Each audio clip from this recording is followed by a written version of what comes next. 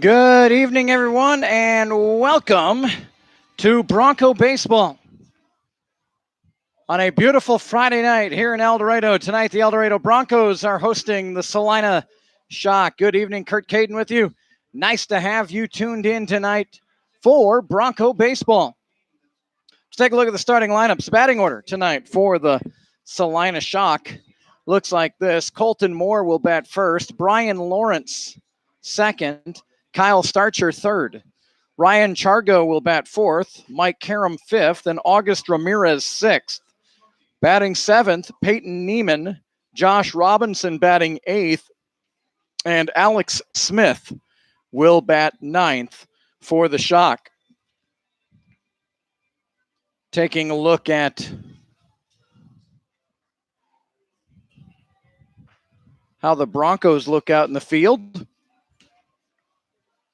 And let's go out to, let me get my papers right here. Out in the left field is Jake Melton. Carson Cox is in center field, and Tanner White is in right field. Around the infield, Jamie Richie at third. Cooper Elliott is at shortstop. The second baseman tonight is Brant Kim. And at first base, Dawson Woods. Catching tonight is Braden Rodden. And on the hill for El Dorado is Adam Stevenson. So Stevenson getting ready for Colton Moore here, the leadoff batter for Salina, and first pitch swinging, and he sets one into the bullpen of Broncos down the third base side. So quickly 0-1. Nice to have you tuned in tonight for some Bronco baseball. No balls and a strike. Stevenson to Moore. And a fastball right down the middle is fouled straight back. So quickly 0-2. Our first pitch temperature here at McDonald Stadium, 85 degrees. It feels like 87. Northeast winds at 7 miles an hour. We don't get northeast winds here a lot. Humidity is low, below 50%. There's a fastball high, 1-2. So really a very nice night here for baseball. The wind blowing in from right field. And that pitch swing and a miss. Rodden will have to throw down to Woods, who's a little tardy getting there, but now he's there. And the strikeout recorded of Colton Moore.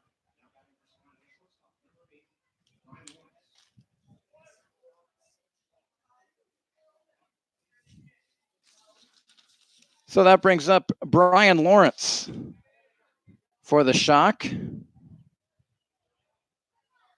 Bryan Lawrence, 5'10", 185 out of Lake Charles, Louisiana. And the first pitch to Lawrence is a little bit outside, 1-0. It is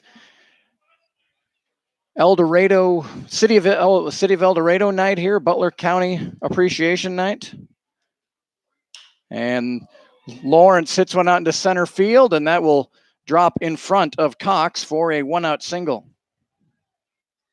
A little bit off the end of the bat, drops in for a base hit. We started about 6 minutes early tonight. It was our first pitch at 6:53. So Gary and I, if we have a smooth flowing game, geez, we could get home. Well, I doubt in time for the evening news, but here's a fastball down and in, ball one. To Kyle Starcher, the right fielder. Kyle Starcher hails from Kennewick, Washington. Right-handed batter. And the pitch from Stevenson, a little bit low, 2-0. Broncos in their black tops, orange numerals, and the white pants. Salina also with white pants and the navy blue jersey. White numerals, white lettering. 2 balls and no strikes, and this one's chopped foul, and it's 2-1. We had a ceremonial first pitch from one of the City of El Dorado employees who won the drawing to get that honor. And then she kind of did a little wheelhouse underhand toss in. Here's a 2-1 upstairs, 3-1. We saw Stevenson pitch here. Was it Monday night? Yeah, Monday night against the Cheney Diamond Dogs. And here's a bouncer to Elliott at short. It'd be tough to turn two. They'll get one for sure and a throw to first, but just too high of a bouncer out to short, but the out recorded at second base. Elliott to Kim. So a fielder's choice for Starcher. And that'll bring up Ryan Chargo. Chargo, a left-handed swinger for the Shock. Feel free to drop us an email. Our email address is cadenbroadcasting@gmail.com. Quick throw over to first, and sliding back in is Starcher. No score, top of the first inning. Here from El Dorado. Might lift the camera angle up just a little bit. You'll see a little movement there.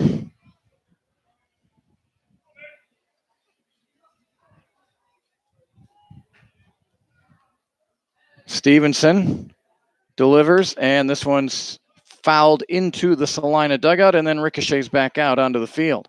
So no balls and 2 strikes here to Chargo.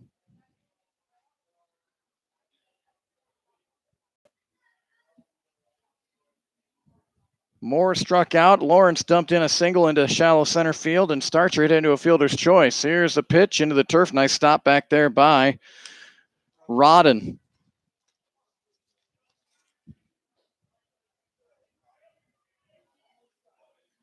One ball and 2 strikes.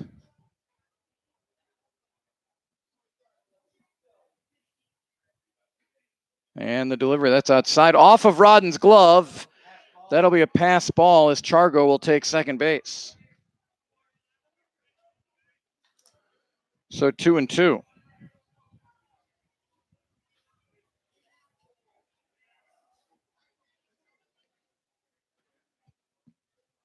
Two balls, 2 strikes here. Stevenson dealing with Ryan Chargo. The pitch on the outside corner, strike 3 fastball.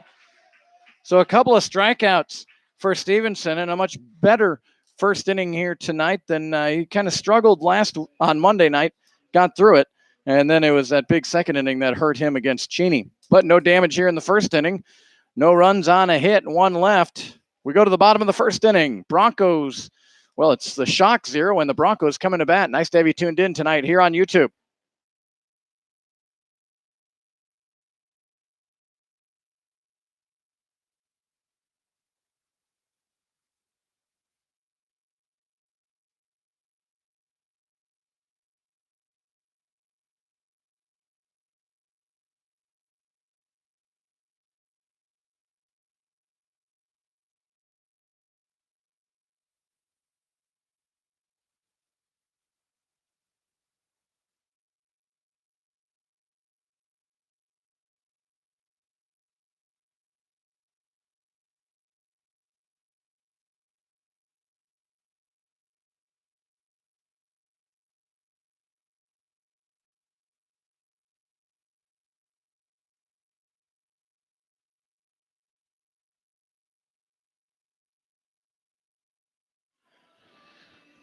Let's take a look at the lineups.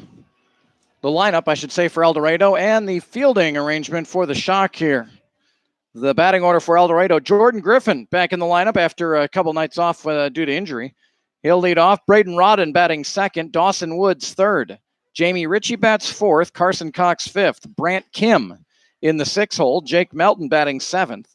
Tanner White batting eighth, and Cooper Elliott will bat ninth. For Salina out in the field, in the outfield, left field is Josh Robinson. Chargo is in center field and Starcher in right. In the infield, Mike Karams at third base. Bryan Lawrence at shortstop. Peyton Neiman's at second base and Alex Smith at first base. Catching for the Shock is Austin Ramirez. And pitching, number 22 is Dylan Clark.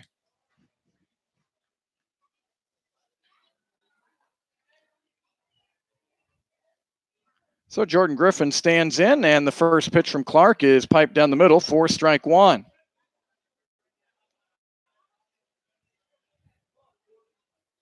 Dylan Clark out of Tomball, Texas. And Griffin on top of this one fouls it back and 0-2.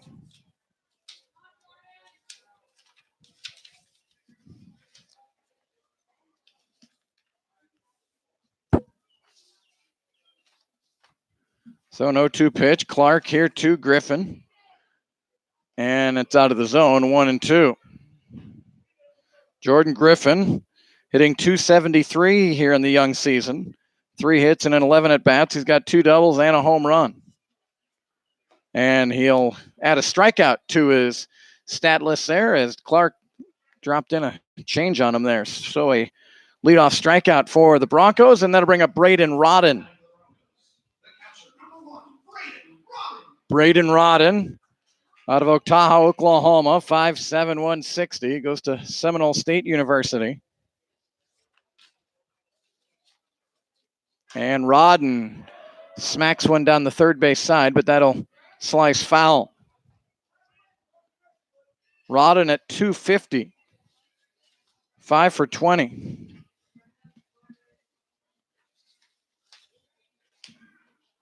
Clark delivers, and a swing and a miss. Clark pounding the zone here early on for the shock.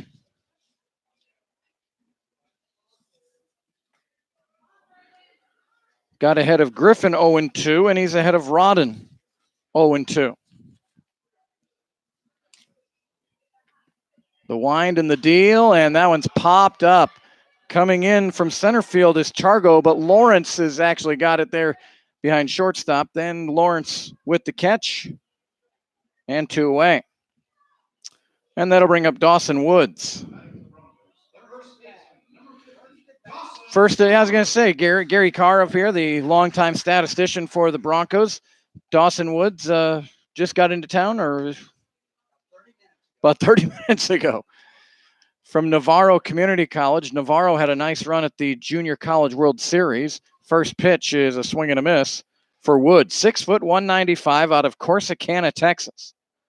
6 foot 195. Bats left, throws right. And the 0-1 pitch from Clark is low, 1-1.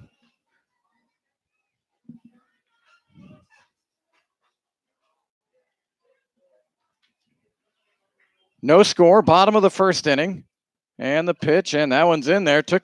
Looked like a changeup there from Clark, who's really mixed it up nicely in this bottom of the first inning.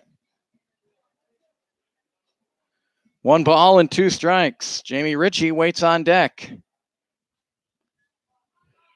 And the pitch high, 2-2. Notice several people now coming into our broadcast. We started our game about 7 minutes early tonight. Don't know why, but the teams were ready. The umpires were ready. Our national anthem, Riley Madden girl, was ready. And that one very close to a punch out. Instead, 3-2. First at bat as a Bronco here for Dawson Woods. And he'll look at a walk. Good plate discipline there by Woods. So that'll bring up Jamie Richie. And Jamie Richie, the leading hitter for the Broncos so far on the season. He is 6 out of 19, batting .316. He's got 1 double out of those 6 hits. Driven in 3. 3 for 4 on steals, too. First pitch is outside. 1-0. El Dorado getting off a 2-game road trip to Great Bend. They did not spend the night there. They went back and forth. I saw a good picture of Gary Carr in the bus. And Richie hits this one slicing away from the center fielder, but Chargo is there. Nice running catch by Ryan Chargo out in center field, and that will end the inning. No runs, no hits, 1 left, and after 1 complete, no score. Great to have you tuned in. This is Bronco Baseball on YouTube.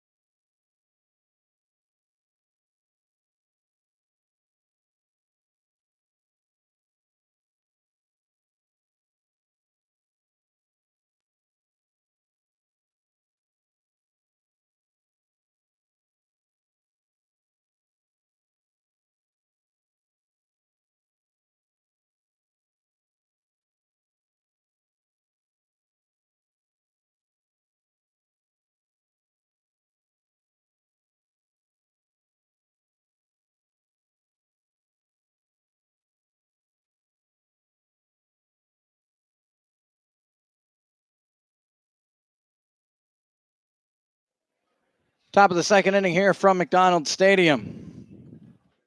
Mike, I'll say Karam, K-A-R-A-M, and he'll look at strike one from Adam Stevenson.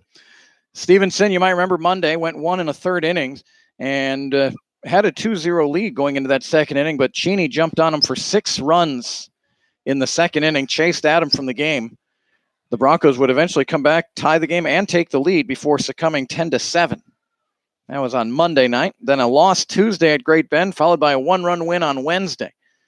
Thursday was an off day, and now the Broncos in action here tonight. A ball and 2 strikes to Karam. Right-handed batter. Lefty is Stevenson on the hill, and the pitch, and just missed on the outer third. 2-2.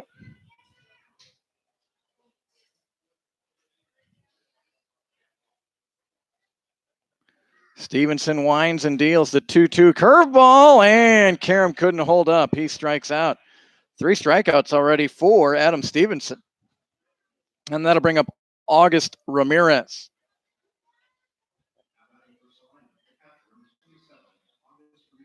August Ramirez, 5'10", 220, from Helotes, Texas.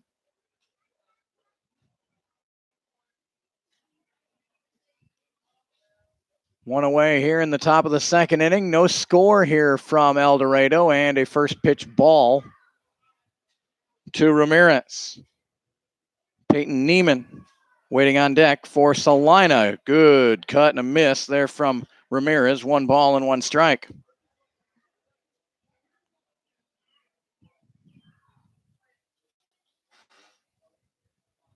And Stevenson's pitch here, another swing and a miss. Boy, violent swing again from Ramirez and misses, and it's 1-2.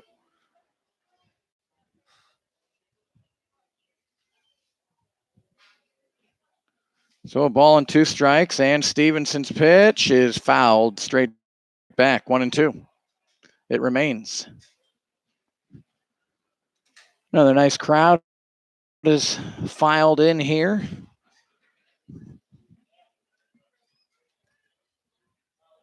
To McDonald Stadium. And a curveball just missed. A little inside, I guess, maybe a little bit low. 2 balls and 2 strikes to Ramirez.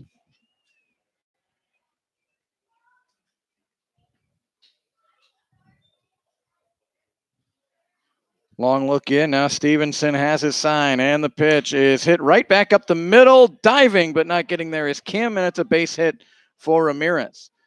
Good at bat there for August Ramirez.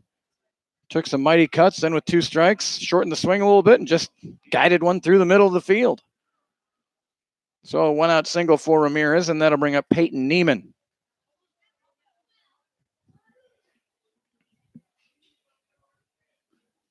Right-handed batter is Neiman. And a fastball in there for strike 1. Neiman stands 6 foot, weighs 185, and he is from Andale.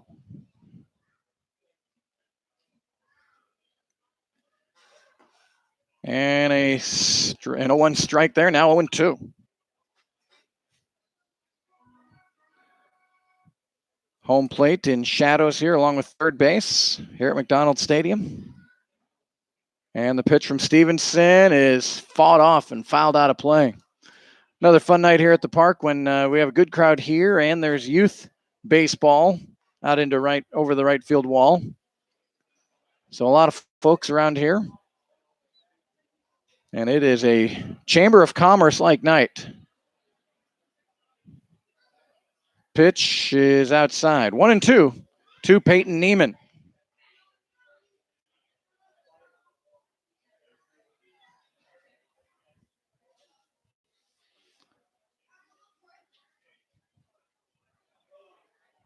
And the delivery from Stevenson. This one's shot towards the right side. Kim ranges over. He was there, but tough play. It'll be an error on Kim. And Neiman will be on first base.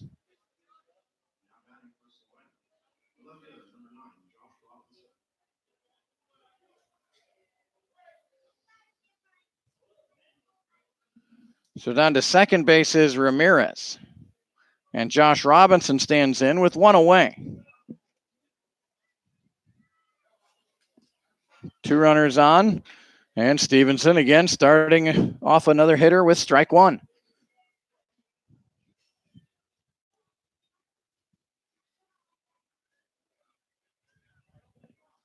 No balls and a strike, and the curveball. Nice stop by Rodden. It's 1-1.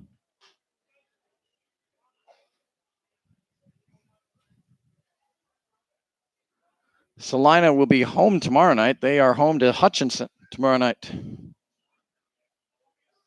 The pitch just missed, 2-1. So, Gary, is this a league game? Yes, I guess so. It's weird when you go to the Sunflower Collegiate League homepage, you have an East Division, a West Division, and you have Salina. In the turf, and now 3-1, and some trouble brewing here. The Shock is 2 and is that right? 2 and 3? You don't have their record. El Dorado is 3 and 2. And ball down the middle, fouled back, and a full count here. So what does Salina want to do? Runners at first and second, a 3-2 count here to their number 8 hitter in Josh Robinson.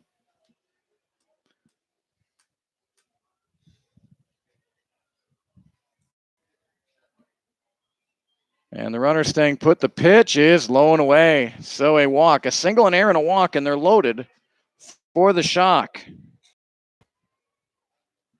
For Alex Smith, the first baseman.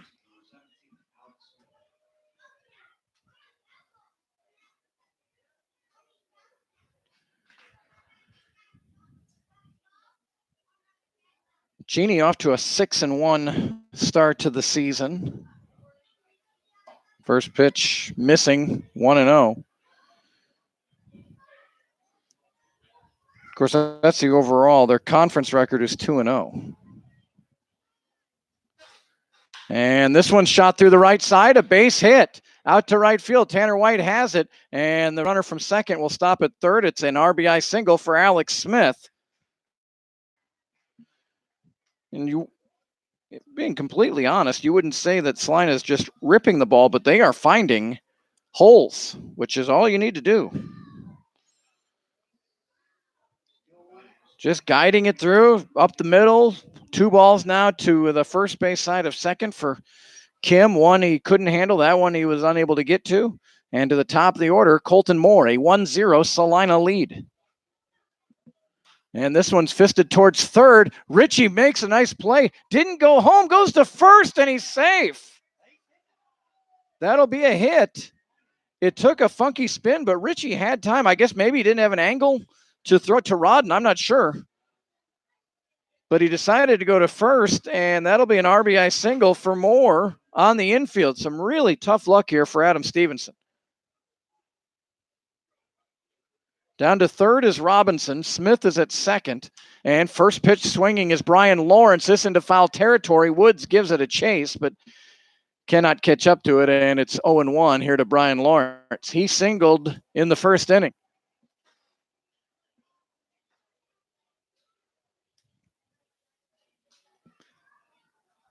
And El Dorado already sending some bodies down to the bullpen.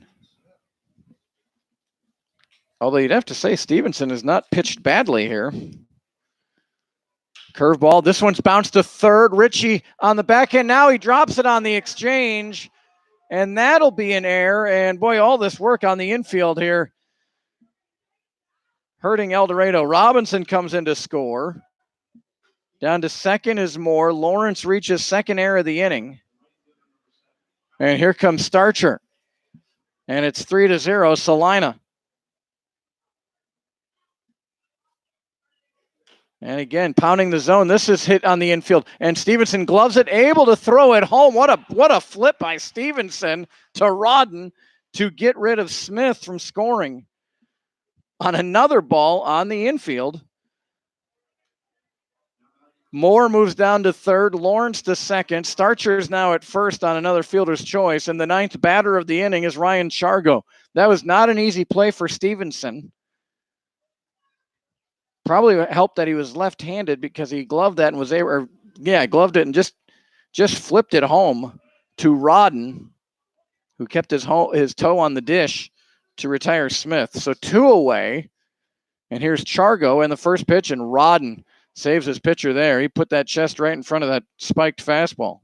Chargo struck out to end the first inning.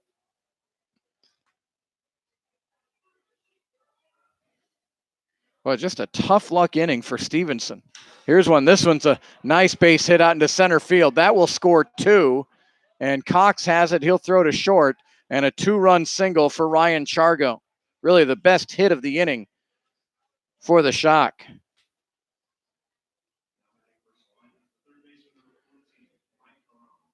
So Lawrence and Moore score. Starcher down to second. And wouldn't you know, again, it's the second inning that's hurting Stevenson. So Mike Karam pitching the turf, Rodden with the stop. 5-0 Cheney, or excuse me, not Cheney, it's Salina. 1 ball and no strikes. And this one's hit out into left field, and Melton ranging over and will make the catch to retire Karam.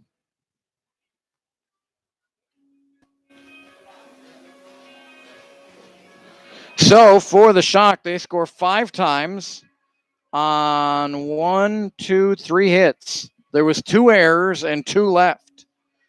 We go to the bottom of the second inning. Salina 5, El Dorado 0.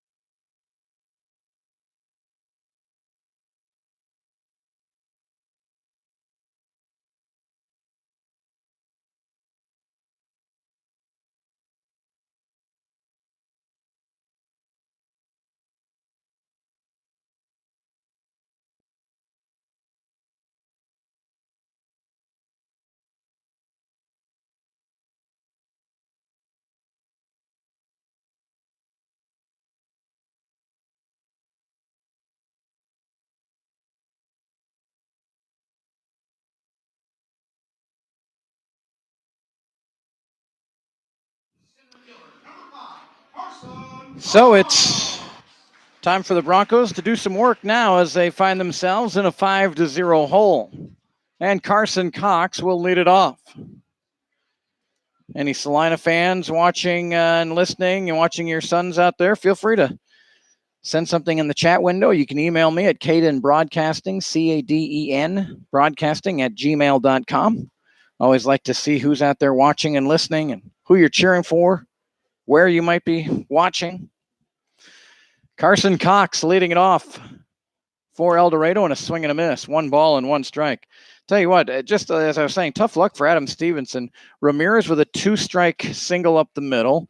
Neiman hit one to the right side that was mishandled by Kim. Reached on in there. Then a walk to Robinson. Another single through the right side. Here's a tapper towards third. Coming in on the play as Karam throws to first. And the foot left the bag and the ball left the glove. Going to be an error.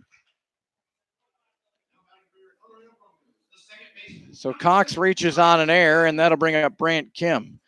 And then continuing on, then another just a infield single for Moore, then an error on Richie, allowed another run to score. Really, Chargo's hit out to left center field was really the sharpest struck ball for the Shock, but it doesn't really matter as long as you find the gaps. And a 5-0 Salina lead. But El Dorado has their leadoff man on, and here's Brant Kim. Kim hitting .214, 3 out of 14 for the season. And a throwback to first, and in is Carson Cox. Cox has not attempted a steal yet this summer. Brant Kim from Libertyville, Illinois.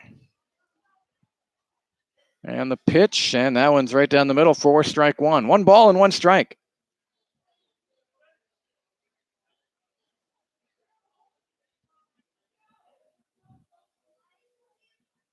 To the belt is the pitcher Dylan Clark, and that one missing. 2-1. Looking at the Salina defense, again, the second baseman with a right-handed hitter, he's shading well over to second. So a big hole on the right side. It's a hole that the Shock hit nicely in the top half of this inning. And a little bit low, 3-1 for Brant Kim. Jake Melton waits on deck. Try to squeeze as much of the field as we can in there. Always make sure we can get all of first base on your YouTube screen. Got about half of third base in on your picture. Hard to get the left fielder in. Here's a ball hit out to center field, and camping under it is Chargo. He's got the catch and the first out of the inning. And that'll bring up the left fielder, Jake Melton. Melton out of Fort Smith, Arkansas, 6'2", 195. Melton 4 for 16 on the season. One of those 4 hits went for 2 bases. He's driven in 3. And looks to maybe bunt for a hit. That pitch is outside. He pulled back, and it's 1-0. Jake Melton, 6 strikeouts in 16 at-bats. So something he wants to work on, I'm sure. Here's the pitch again, squaring and looking at strike 1. 1 ball and 1 strike. Bottom of the second inning, 5-0 Salina. Brant Kim flew out to center. Carson Cox reached on an error. And a good jump, not even going to get a throw. Great jump by Cox, and he'll steal second base easily. It was a ball, 2-1.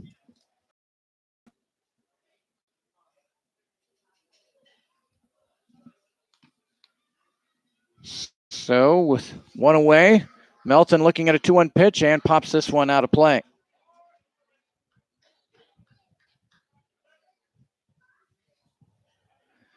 So 2 balls and 2 strikes. Remember, on Monday night, El Dorado fell behind 6-2, but chipped and clawed at that deficit and came back and took the lead. Here's the 2-2 to Melton, and he bounces this one towards short, but the third baseman cuts it off. Beautiful play there by Karam. That's exactly what you need to do, and he does it nicely. Melton is retired. Moving over to third base is Carson Cox. So the Broncos looking for a 2-out hit from Tanner White.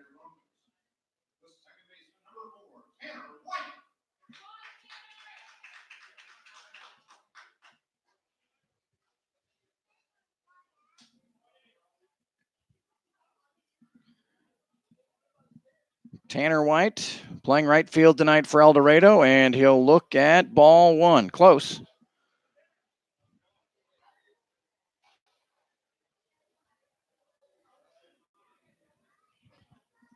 So a ball and no strikes here to White, and White gets under this one and fouls it out of play.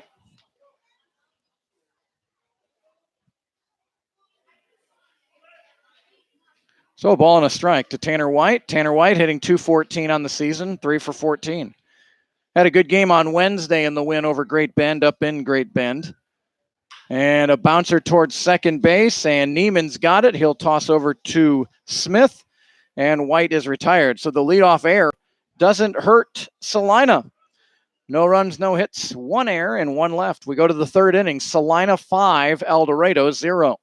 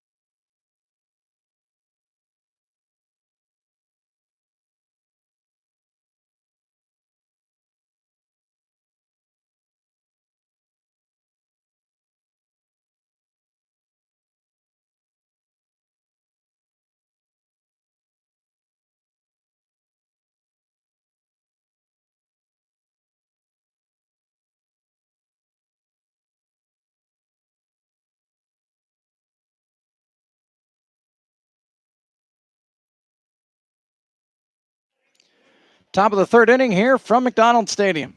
5-0 Salina. 10 batters came to the dish for the Shock in the second inning. Adam Stevenson returns here for the third. And here's one line towards first base. Glove by Woods. Throws over to Stevenson, covering to get Ramirez. So a 3-1 put out for the first out of the inning. Such a different, we talked about on Monday night when Cheney scored 6 times in the second inning against Stevenson, but it just seemed more like control issues for Stevenson on Monday night and really good hitting by Cheney. And not that Salina's hitting wasn't good. Nothing was really squared up, but they just kept finding holes, and 2 Bronco errors did not help. So Stevenson certainly has looked sharper tonight than Monday. Peyton Neiman up there, and Neiman looks at strike 2. No balls and 2 strikes. Neiman reached on an error and scored in the second inning.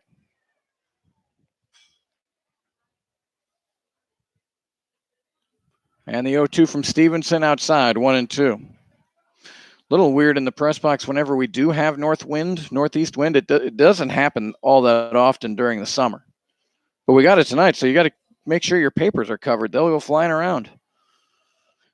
And reaching out, slapping it again towards first. Woods has it. Stevenson covers, and that one looked a little better than the first one. Nonetheless, they both are retired. So 2 ground ball outs to lead off the third inning for Stevenson and the Broncos. And that'll bring up left fielder Josh Robinson.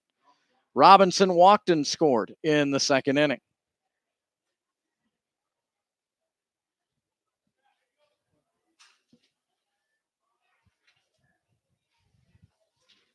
And the first pitch missing, 1-0.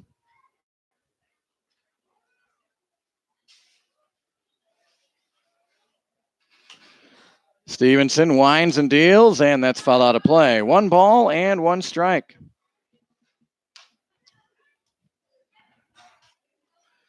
Jim Kelly, the father of head coach Jacob Kelly, watching and listening tonight. And it's funny, Jim, I got to meet Jacob for the first time on Monday. And he said, "You're probably the only one I won't hear from." And now we're going to have to prove him wrong there. There's a foul ball out of play. Bill and Donna Kelly, parents of El Dorado's first-year head coach, Jacob Kelly. I like his just baseball mindset, too. All baseball. Love that. 2 balls, 2 strikes. Stevenson with the pitch, and that one bounces in, and it's full. Collins and Behringer families listening from Galveston, Texas, the family of Kyle Collins. Kyle Collins pitched in Great Bend, didn't he not, Gary? Yeah. I believe he did. 3 balls, 2 strikes. This one's lifted out into left field. Melton is under it, and he's got the catch and a 1-2-3 inning for Stevenson and the Broncos. Go back to the emails shortly. We'll take a break right now. We go to the bottom of the third inning. Salina 5, El Dorado 0.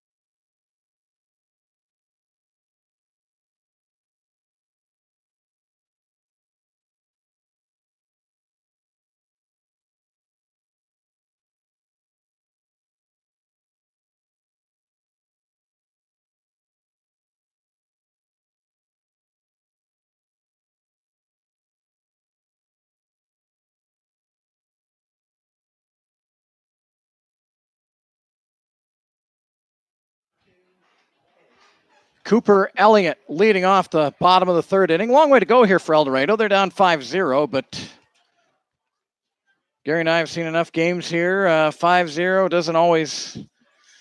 isn't always a lock, that's for sure. Elliott on Wednesday night at Great Bend was on base all 5 times. Had a couple of hits, he said. 2 singles. Good on base. Defense was good. This guy's got all sorts of talent, too. Cooper Elliott. Ahead here of Dylan Clark. 2 balls and a strike. And out to is 3 balls and a strike. I'm talking to Gary and losing my count. There is a walk, a leadoff walk for Elliott. 4-pitch walk. Thank you, sir. Jordan Griffin out of Ellerslie, Georgia. A fellow Braves fan, and he's up at the dish. He's DHing tonight. Didn't play Tuesday or Wednesday with injury, and gets a hold of this one, hits it into the hole. A diving stop made by Lawrence, but Griffin able to beat it out, an infield single. Great play by Lawrence at short. Terrific play. It was great that he gloved it, and I kind of took my eye off the play because Jordan Griffin can really get down the line, but that turned out to be a little closer than I thought it would be. So here's Braden Rodden with the first 2 on for El Dorado. Yeah, maybe he's not as fast with that sore knee. And now Clark will step off. The first trouble that Clark has encountered here, he has been really good. Talk about Stevenson for El Dorado, I think has looked good, but Dylan Clark has been tremendous. He's really kept El Dorado off balance. And the first pitch to Rodden had a mighty cut, swing and a miss. Warren and Lynn Oliver watching their son, Hudson Oliver. Good to have the Olivers watching from Victoria, Texas. No balls and a strike to Rodden, and on the outside corner, strike 2. And mentioned Brian and Lori Collins watching for their son Kyle Collins, and the Cook family also listening. Kyle's uncle, aunt, and cousin Jake. We got a lot of folks watching, gathered around the big screen, or what it might be. Rodden drills one out into right field. That's up against the wall, 1 hop. Great effort in right field by Starcher, but he couldn't catch it. 1 run will score. Griffin will stop at third. Braden Rodden 1 hop the fence. I don't know if you, with your picture, if you could have seen the dive by Starcher, gave it an excellent effort and just came up short. A double for Rodden. An RBI double for Rodden. Griffin moves to third. Elliott, who led off the inning with a walk, scores. And it's 5-1 Salina. And here is Dawson Woods. He walked his first time. Out of Navarro Community College, and that curve came out of the hand a little awkward and stayed upstairs. Ball 1. Did he really? Dawson Woods, 2 home runs in Grand Junction, Colorado in the JUCO World Series. Navarro finished third or second or third? Ooh, Dave Burrows probably remembers that. Home run, a grand slam. One of his home runs, a grand slam against Cali College, which is a school down, about an hour and 15 minutes south of here, down in Arkansas City. And yes, if you see it on paper, most people would say Arkansas City, but here in Kansas, we call it Arkansas City. Just like the river, yeah. 2 balls and a strike. And Woods got under this one. Ramirez will give it a look, and that one's going to end up into the stands. Not many baseballs end up in the stands here. That's one of the more harmless ones. Thank goodness, yeah. We have a good netting. As I like to say, though, it doesn't do any good. The people that sit on the far edge outside of the net protection are in some danger because there are some balls that do get whistled through above the dugouts. Dawson Woods, 2 balls and 2 strikes. 5-1 Salina. And the pitch, and that one bounced and then hit Woods in the box, so a dead ball there, and we'll do 2-2 again. Email address. I should put my email address on our chat window here in case anyone wants to send a photo, or it's always fun to see. I don't know why I get a kick out of seeing how people watch the games, but seeing people watch it poolside out in California. When we've had some guys from California, they used to send pictures of them barbecuing and sitting poolside watching the game on the contraption they had out there. Woods looks at a 3-2 pitch now. Full count from Dylan Clark. The first rough water of the night for Clark. And the pitch is high, and Woods walks again. Both walks, Gary, if I'm not mistaken. Woods was down 1-2 in the count and came back to get a walk. And how about Jamie Richie coming to the dish for El Dorado? Jamie Richie stands 6'4", we were told. Yeah, and I see you got it even changed on the program, Gary. Jamie Richie, 6'4", 185, out of Lindale, Texas. Goes to Cisco Community College, and he'll look at strike one. I'll bet there's some basketball coaches that would have liked him to play basketball. That's a good frame, 6'4", 185. Fast, yes. Here's the pitch to Richie. He bounces this one towards short. Lawrence has it. Play to second. They'll get one out. Ball came out on the transfer, so the out is recorded. A run scores. Griffin comes across to make it 5-2. Woods is cut down at second base. 6-4 for the first out of the inning. Is that right, Gary? So Richie reaches on a fielder's choice, and Carson Cox with runners at first and third, and now a 5-2 game. And as I always say, these broadcasts are not only for Bronco and their fans, but also for the visitors. Not a lot of teams in our league do this, and so I'll be cheering for those of you as well out there who may not be with the Broncos. And I've got an email as Cox looks at strike one. Patricia Ramirez, mom and dad are watching their son August, and August had a base hit and got things going for the Salina Shock in the second inning. They're watching down in, I hope I'm saying it right, Helotes, Texas. On the move is Richie, and he will steal second base. The ball, did it hit the glove or the base? It ricocheted back in front of the second baseman, Neiman. So a stolen base for Richie, his fourth of the summer. One ball and one strike here to Carson Cox. So the parents of August Ramirez of the Salina Shock, I'm glad that you're tuned in and hope you're enjoying the coverage tonight. 0-2. Here's the pitch, and reaching out and spoiling that one. Probably wasn't a strike, but certainly too close for Cox to take. And as a parent of a son who goes to school in Oregon, and he runs, so I understand, boy, when there's video streams, I love it. And so I hope for those of you all around the country, our great country, that can't come to all the games here in Kansas, I'm glad that we are an outlet for you to be able to watch and stay in tune with what your son's doing. Here's one up the middle, and it'll be gloved there by Neiman. That not in time, and the throw gets past the first baseman, Smith. That will score. Probably a hit and an error. And 2-run score for El Dorado, and it's 5-4. So Carson Cox will get a hit and probably 1 RBI. I don't think he gets 2. Coming in to score, Richie scores on the error. Tell you what, it was a nice play by Neiman to glove it. I didn't think he had a chance for Cox. He threw it, and it got past Smith. And El Dorado storming back here, 5-4 in the third inning with a mound visit. The Meltons are watching tonight from Fort Smith, Arkansas. Nice to have you tuned in. And those of you watching here tonight, don't forget that all of these games are archived. You can go back and watch any of them. I'm not exactly sure because I come from an hour away to broadcast. So once I shut down the stream, I think it takes a little bit of time to upload, but certainly by midnight, I don't even know how long it takes, but by tomorrow for sure, it's archived and uploaded up onto my YouTube page there. Just subscribe to my page. After a meeting with Dylan Clark, he comes back and rifles a fastball, strike one to Brant Kim.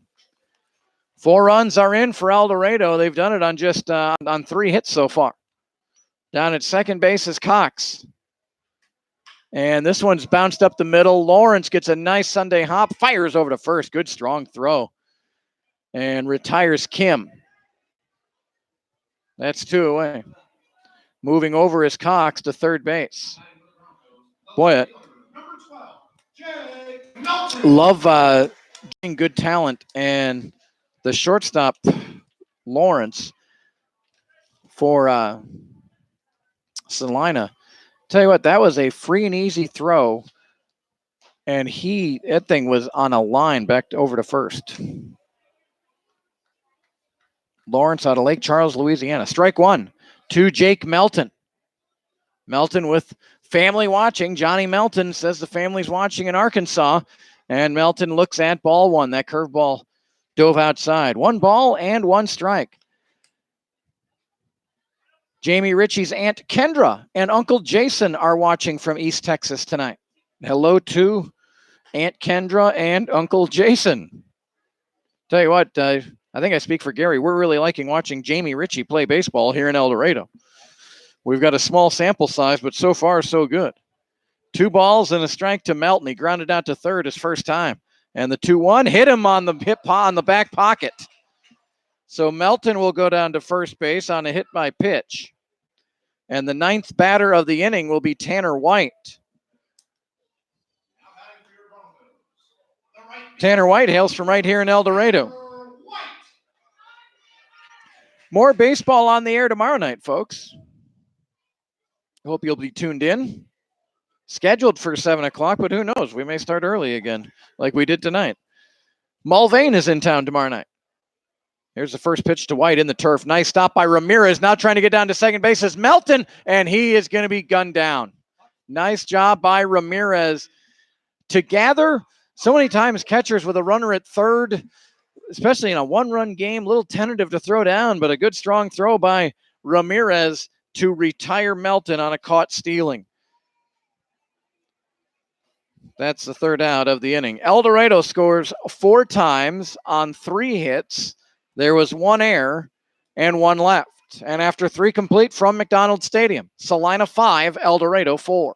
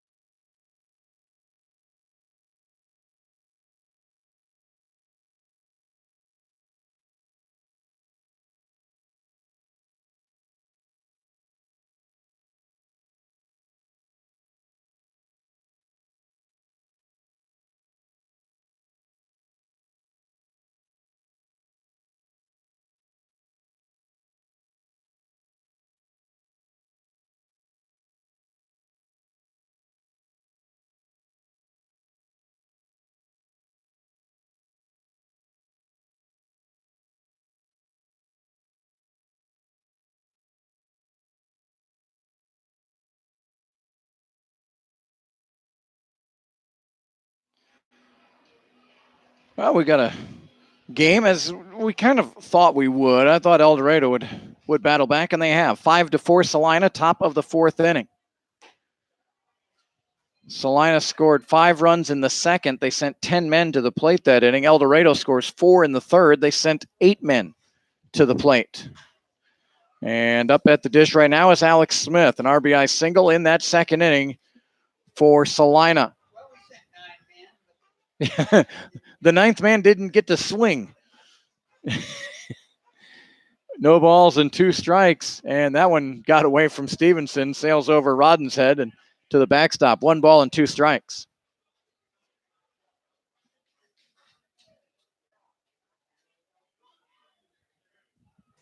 Stevenson's pitch is fouled off into the netting, and that'll carry him back into the field of play. Rodden will go run that down for the umpire.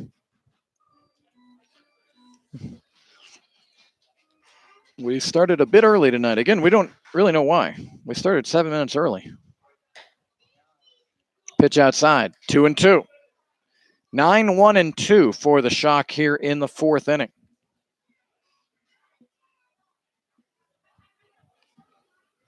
And that on the outside corner for strike three. Alex Smith will go down looking. Stevenson struck out 3 of the first 5 batters he faced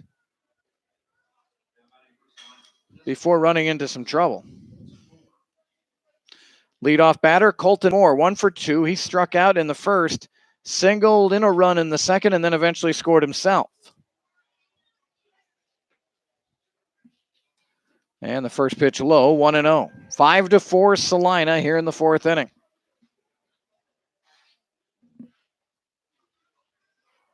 Straightaway defense for El Dorado. And this one's bounced foul. Getting to the time of night where it can be a little tough for second base, first base, and right field.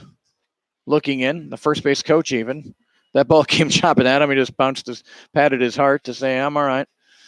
And the pitch, and that was just off the plate, 2-1.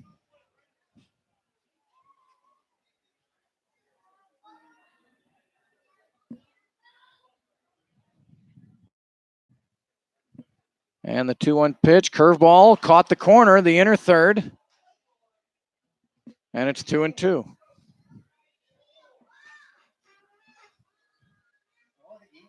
Two balls, 2 strikes, and the pitch, another curve, this one into the turf, 3-2.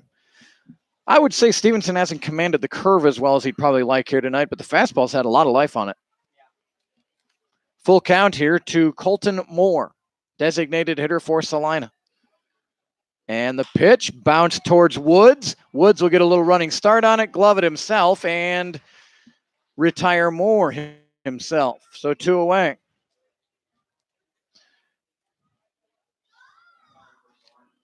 Kind of an interesting, they always say you go to the ballpark. Almost every night you'll see something you probably haven't seen before. And Gary's been doing this for 33 years now and seen a lot more baseball than that.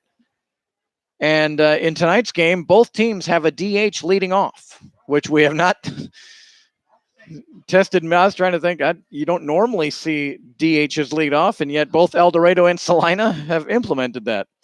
Here's the talented shortstop, Bryan Lawrence, looking at strike 1 and now ball 1. 1 ball and 1 strike. Lawrence singled in the first inning and reached on an error and scored in the second inning. 2 of those 5 runs given up by Stevenson earned in that second inning. Lawrence will slap this one out of play, and it's 1-2.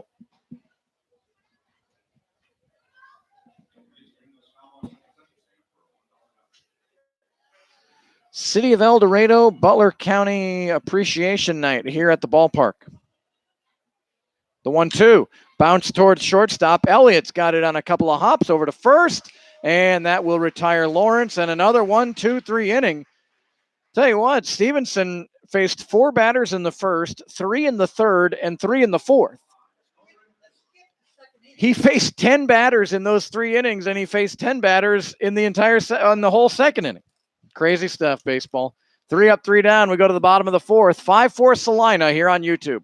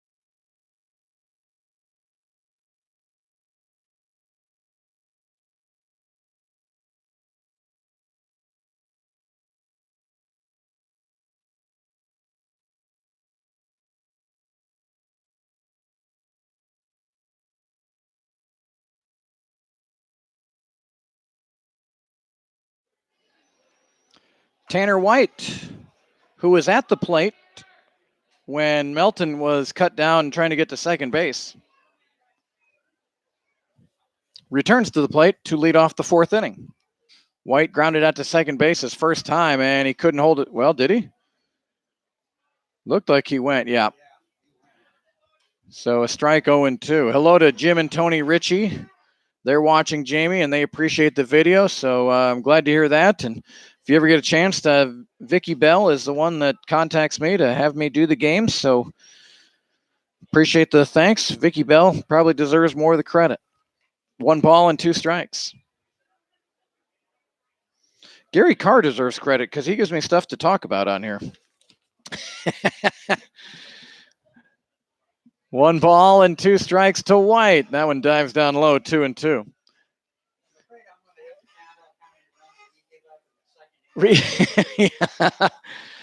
Yeah, the El Dorado Broncos, well, it's at least 11. We know that. The second inning has not been kind for the Broncos the last 2 home games. And that one may have clipped White. It did. Just hit him. Yeah. El Dorado was hit 5 times here on Monday against Cheney. 5-hit batter. And now they've been hit twice here tonight by Dylan Clark, the pitcher for Salina. Anyway, to get the leadoff guy on, Cooper Elliott.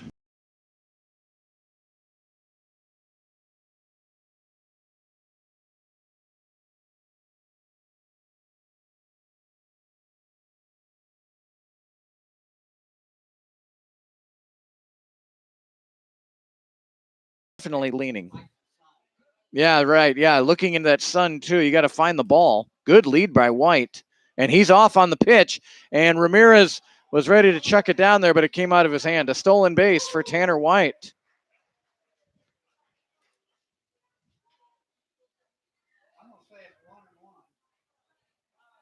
Cooper Elliott, left-handed batter. Goes to Wichita State University. He's out of Andover, Kansas. Went to Andover Central High School.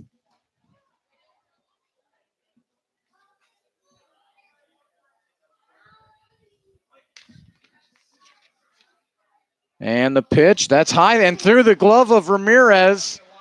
That'll be a wild pitch on the play, and White hit by pitch, a steal and a wild pitch, and he's at third base.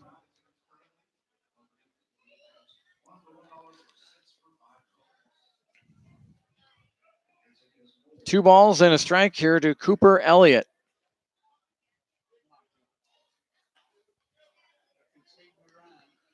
Five for Salina here in the bottom of the fourth, and the pitch, and that stayed upstairs, 3-1.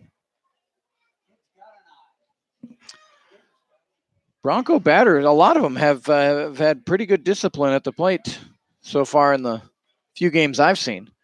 3-1, and that one's piped down the middle, 3-2.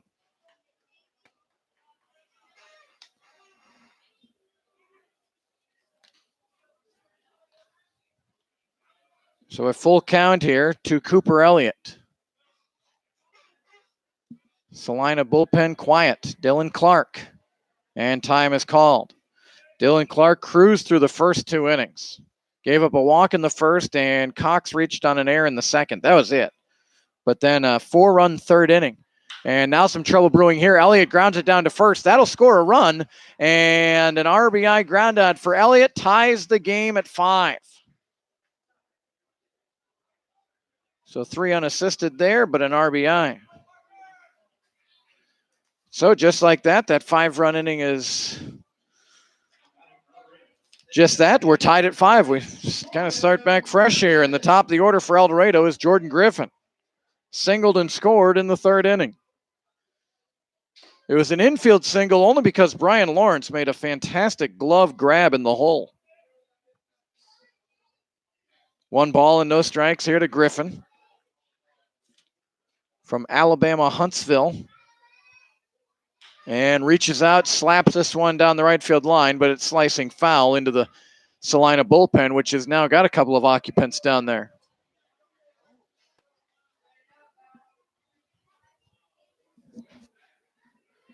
Beautiful night for baseball here in El Dorado. Just a Chamber of Commerce-like night. Not a cloud in the sky.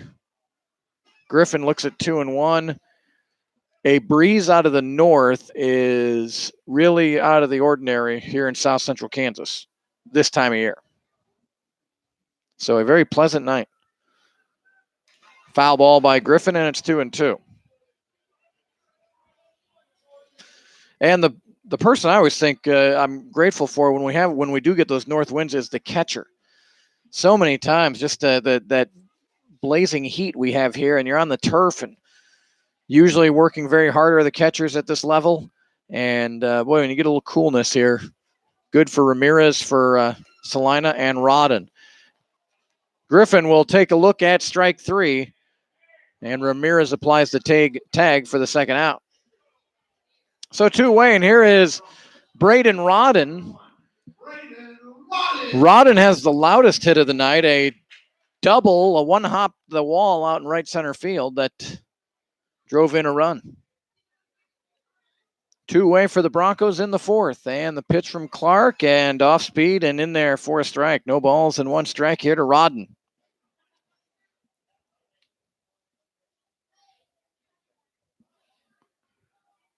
Swing and a miss at a high fastball. And 0-2 here for Dylan Clark. El Dorado's had a man warming up who is now coming down here, so I wonder if Stevenson, he's thrown 68 pitches according to Gary Carr. There's a tough foul ball by Rodden to hang in there. Dawson Woods waits on deck for the Broncos. El Dorado home to Mulvane tomorrow night. Broncos beat Mulvane 9-6 in a non-conference game, the first game of the season, 9-7. And that one spiked into the turf, 1-2.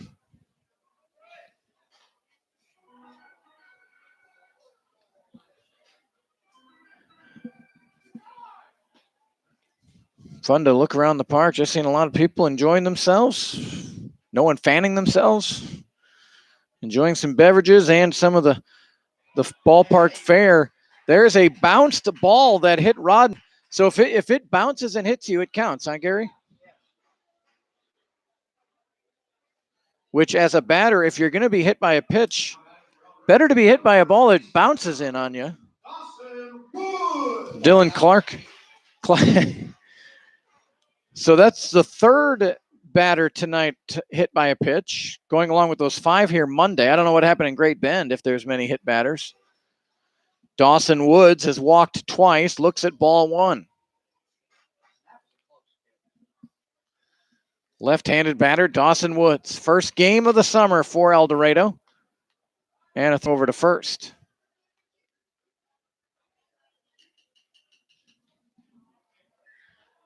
Good to have a lot of you watching and listening here tonight. Makes it fun to broadcast when folks are watching and listening. Here's the pitch, and that one's bouncing in. That's what 3 of the last 4 pitches have bounced in on Clark. We're in the bottom of the 4th inning. The Broncos have scored once to tie it. Actually, that's... Oh, yeah, 3. Yeah, 3 hit by pitches. Another one bounces in. And Dylan Clark may be on fumes right now. Boy, he looked really good in that first and second inning. He's fighting through this 4th. Dawson Woods looking to walk for a 3rd time tonight. And the pitch. Swing and a miss. A little green light on 3-0 from Coach Kelly. That's telling a young guy you've got faith in him, isn't it? And Woods didn't get cheated on the swing. 3 balls and 1 strike. And the pitch. Curveball swung over the top and a full count, which will give the base runner Rodden a running start here. Smith still holding Rodden on. I would imagine he'd back up here in a moment, but he's going to hold him on there.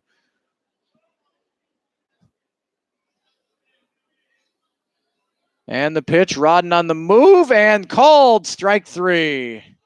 Maybe right across the knees on Woods. So Clark with a lot of issues, but ends up with 2 strikeouts in that inning. 1 run No hits. We go to the 5th. We're all tied up. El Dorado 5, Salina 5. This is Bronco Baseball on YouTube.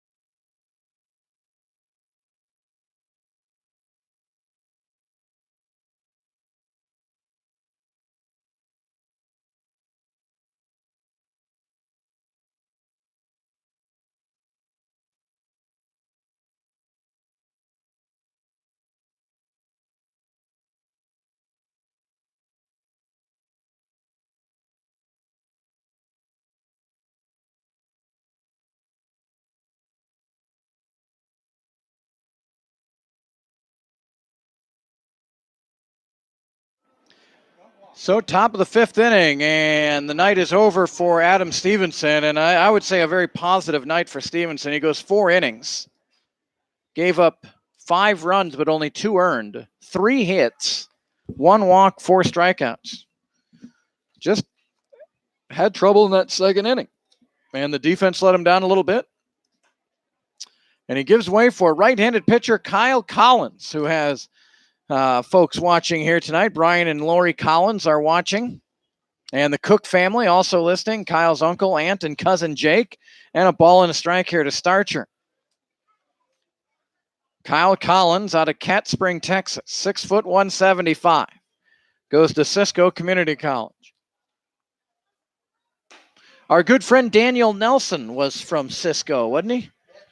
He played here last summer and then had to leave early. We were so disappointed because he was really getting it going and I dare say turning into an ace. His numbers, as I looked at him from this spring, Gary, weren't dominant like I thought they might be. But still a terrific young man, and glad we have a little Cisco pipeline because it seems like there's a lot of good players at Cisco. A ball and 2 strikes. And the pitch from Collins. Curveball, is swing and a miss. Strike 3 to Starcher. So 1 away, and that'll bring up Ryan Chargo.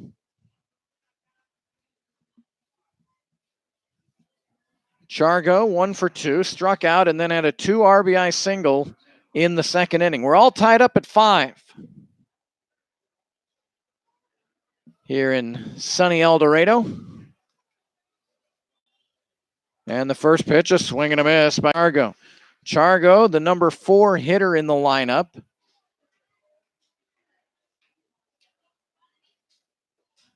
.6 180 out of Macomb, Michigan. The pitch off the end of the bat and out of play. And quickly, Collins ahead 0-2.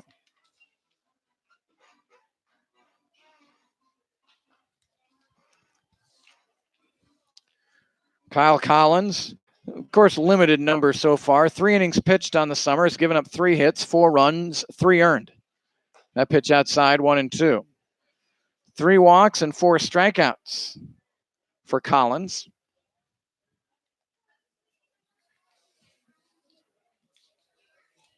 In a small sample size. Here's the 1-2. And stayed a little bit upstairs, 2-2.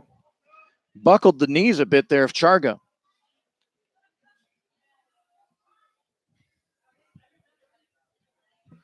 Two balls, 2 strikes.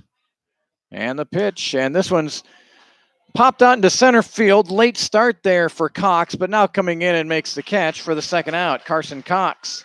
with the catch out in center field. 2 away, and that'll bring up Mike Karam.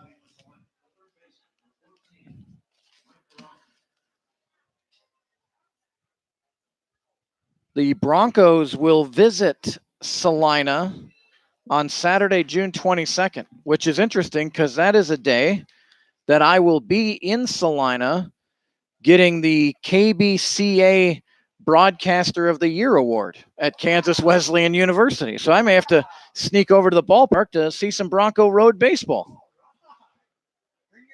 Bring my equipment. Salina's got good internet, doesn't they? Don't they? 2 balls and no strikes. I thought that was really interesting that on the day that I'll be in Salina is when the Broncos will be in Salina. Salina comes back here for a Sunday, July 7th game. Not a chest high strike, 2-1. Seems like he played everyone 3 or 4 times looking at the schedule. 2-1 pitch. That one sails outside, 3-1. You can see the entire Broncos schedule. You can see it on the point streaks on the Sunflower Collegiate League. The schedule that's easier for me to read is the one on ElDoradoBroncos.org. 3 balls and 1 strike. And the pitch, and that one shot towards shortstop. Nice pick over there by Elliott, but a bad throw to first. And that will allow the runner to get to second base, Karam. That's going to be an error. Boy, a brilliant glove work there by Elliott, but then a poor throw. So an error on the shortstop. 2 away, and August Ramirez coming to the plate for Salina. ElDorado's got their first game at X Stadium. For if you don't know, every Tuesday night, the Sunflower Collegiate League has a doubleheader at Wichita State Stadium, X Stadium. Every team gets 2 or 3 games there this summer. And since there's really no summer minor league baseball in Wichita this year, with the demolition of the famous Lawrence Dumont Stadium, the Sunflower Collegiate League is now showcased. They have games at 5 and 8 o'clock every Tuesday night at X Stadium. 1 ball and no strikes here to Ramirez. And a foul tip, 1 ball and 1 strike. So I will not be broadcasting those games from X Stadium. They will be, the audio for sure will be online. I don't think they do video, but the audio will be online. And I'll try to get that posted on Tuesday for you. A ball and a strike. And Ramirez, boy, he had a good cut there, but he hooked it foul. So a ball and 2 strikes. 5-5, top of 5. Here from El Dorado.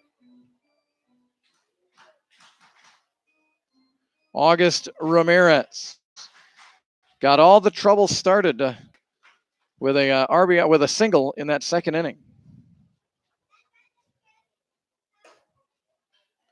And that was a 1-out single, by the way, too. Then an error, then a walk, then a single, another single, an error, a fielder's choice, a single, and before you knew it, Salina had 5 across the dish. 2 balls and 2 strikes to Ramirez. And the pitch, and he was fooled on that one. A good inning for Kyle Collins. 2 strikeouts in the inning. And 1 man is left who reached on an error. We are halfway through from El Dorado. Broncos 5, Shock 5. Bronco Baseball on YouTube.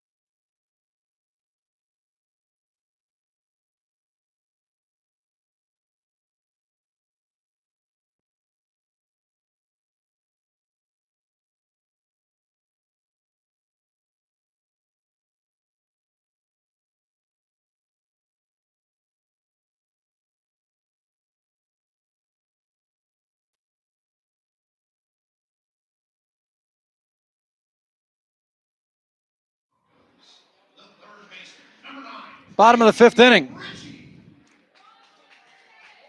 Here from El Dorado, Kansas. Again, just a beautiful night. Oh, sorry, Gary. The lights have come on here.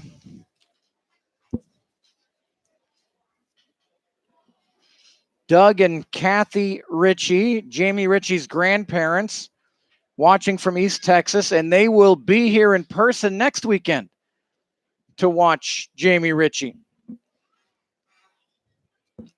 Grandparents coming up next weekend. Look forward to hopefully getting to shake your hand and meet you folks. Jamie looks at strike two.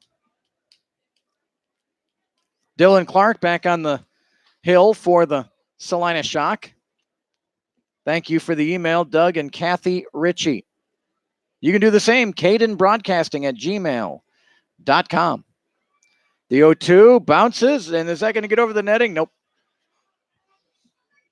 I don't know if the turf is especially hard. I've seen more high hops this year than I can remember.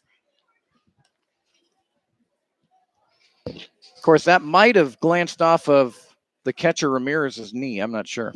A ball and 2 strikes here to Jamie Ritchie. And he got under this one. Lifts it out into shallow right field. Drifting back is Neiman. And now the right fielder, Starcher, calls him off and makes the catch. And that'll bring up Carson Cox. Carson is 1 for 2 tonight. He's been on base both times.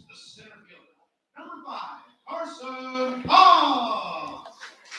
RBI single in the third inning. Got the Broncos to within 5-4, and then a Cooper Elliott RBI ground out tied the game at 5, and a first pitch strike by Dylan Clark, which is what he did so good in the first 2 innings. And for that matter, Stevenson too. Shadows starting to overtake McDonald's Stadium. Brad Long Field. Good 0-1 pitch there, just missed. 1 ball and 1 strike. El Dorado in conference play is 1-2.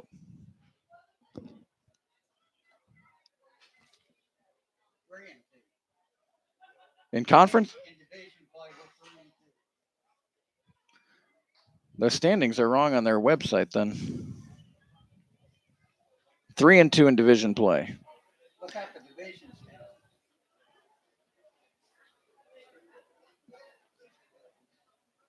So a ball and 2 strikes. And a foul tip just stayed alive there to Cox. Well, there's a tab that says overall, and then there's a conference tab.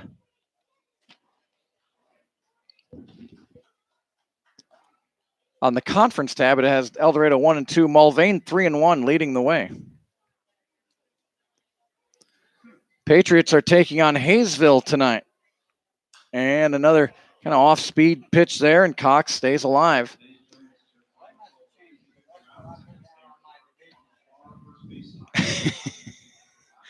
Gary and computers have not had a nice relationship here early in the summer. In fact, I noticed the computer that was open is now closed. A ball and 2 strikes. And Cox hits it hard towards third. Nice pick over there by Karam over to first to retire Cox. Nice defensive play. So 2 away, and that'll bring up Brant Kim. Kim is 0 for 2, a fly out to center field and grounded out to short. The Diamond Dogs are ahead 7-4 over Andale. They're playing a doubleheader. They got rained out last night. The Diamond Dogs are the only, at least according to this, the only undefeated team. Quickly 0-2, Clark in front of Kim. Just a little bit ago, they had them at 6-1. For the overall, they're 6-1.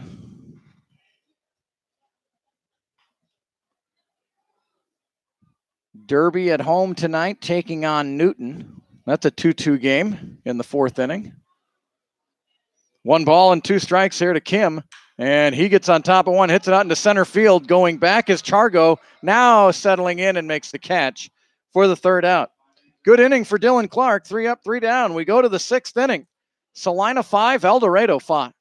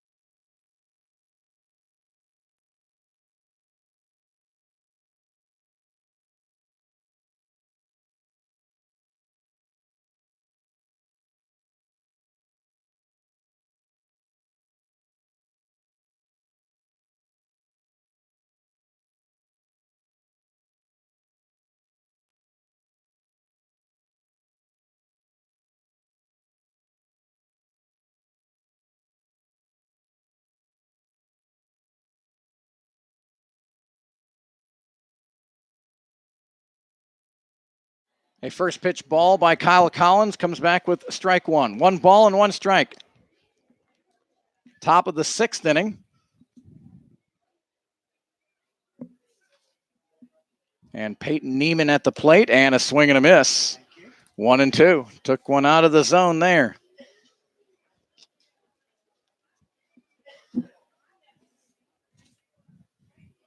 One ball and 2 strikes. Second inning of work for Kyle Collins. And the curveball is chopped foul. Richie coming in, gloves it in fair territory. On the run with the throw, will go into the bullpen area. And on his way to second base is Neiman. That was a tough play. Maybe a single and an error. Looking at Gary, the official scorer here.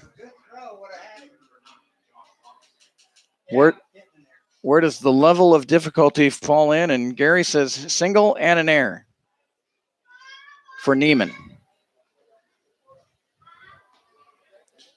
And it'll be an error on Richie.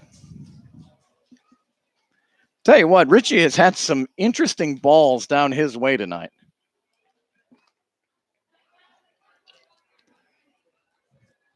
He's been carded for 2 errors, but they have been tough plays. One was a little indecision. You remember back in the second inning, a kind of a funky bounce hop to him, and it fell out of his glove. Just prior to that, he had a ball where another weird spinning ball that he thought about going home and then went to first and was late. This one lifted out to left field by Robinson, caught out there by Melton, who fires it back in for the first out.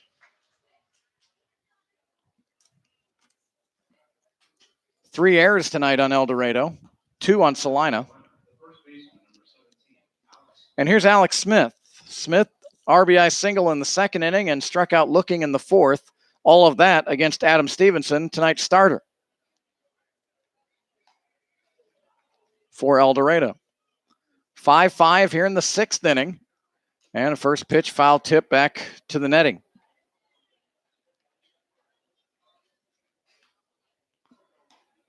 No balls and a strike.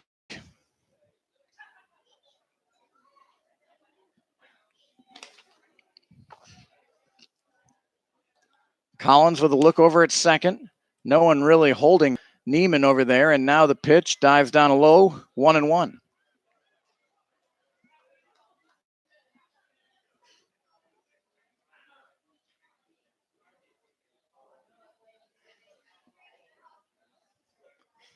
One ball and one strike. And a fastball high, 2-1.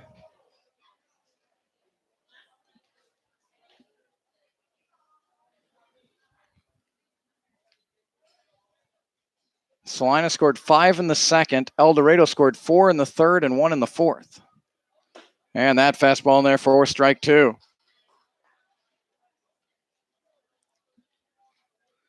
Two balls and 2 strikes to Alex Smith.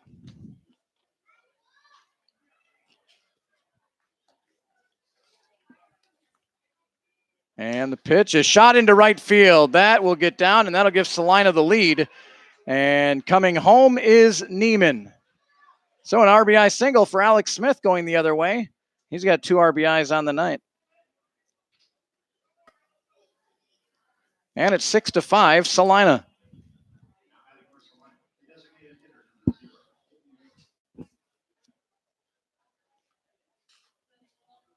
Colton Moore, the designated hitter, stands in. 1 for 3 tonight. Strikeout, RBI single, and a run scored in the second and grounded out to first his last time up.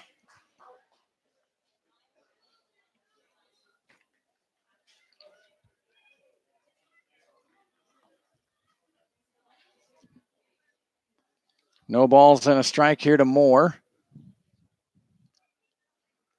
And the pitch fouled straight back, 0-2.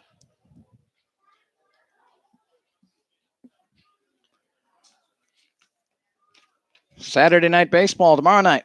Mulvane at El Dorado.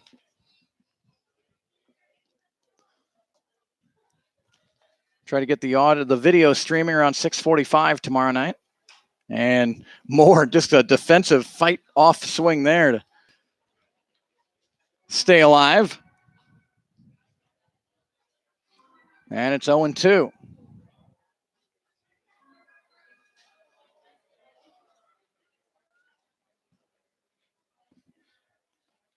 No balls, 2 strikes to Colton Moore. Bryan Lawrence waits on deck. And that one stays upstairs. 1-2.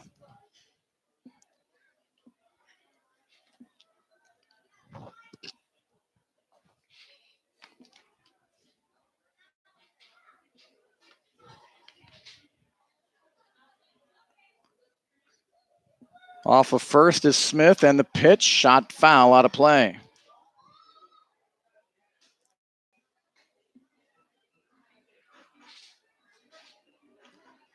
Take a look at some more emails here.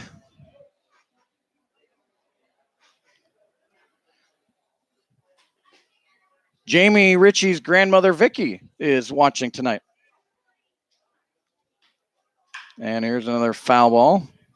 A lot of folks watching Jamie Richie tonight. And Kyle Collins. Thanks for the email, Tony.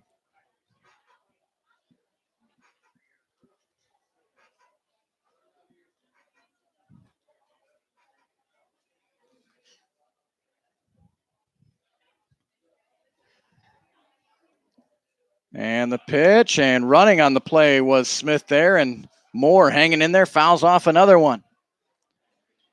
Terry Feen watching from Clinton Township, Michigan.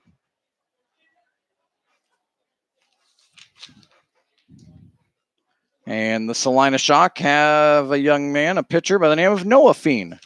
So welcome. Thanks for the message there, Terry.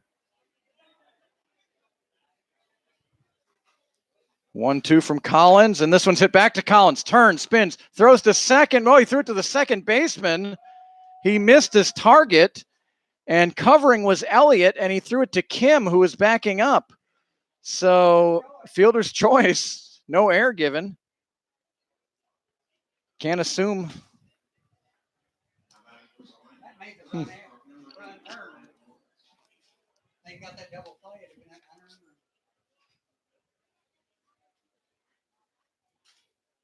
So runners at first and second. Boy, that was a tailor-made 1-6-3. But Collins just missed his target. Now here's Bryan Lawrence. And again, that's one of those plays. All these guys coming from so many different parts of the country.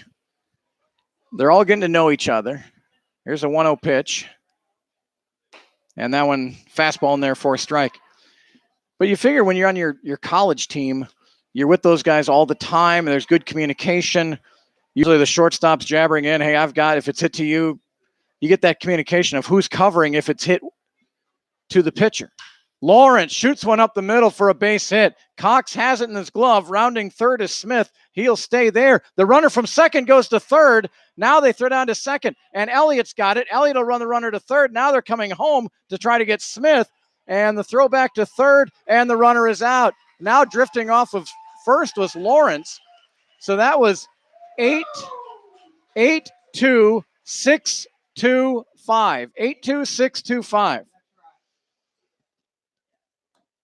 Smith is retired 8-2-6-2-5. Not a zip code. That was moving over to third was Moore, who kind of got Smith into trouble. Bryan Lawrence with a single, but he'll stay there at first base. He almost got caught off of there. He was halfway down to second, but the first baseman, Woods, was coming over to maybe getting that run down. So again, as we said, you come to the park, you may see something you never seen. 8-2-6-2-5 out. And a foul ball by Starcher. It remains 6-5 Salina.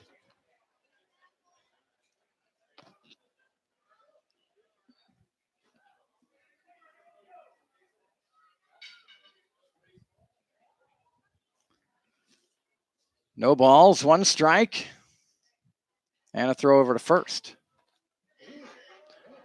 Collins kind of stumbled off the mound there. Turf infield, grass outfield here at McDonald Stadium.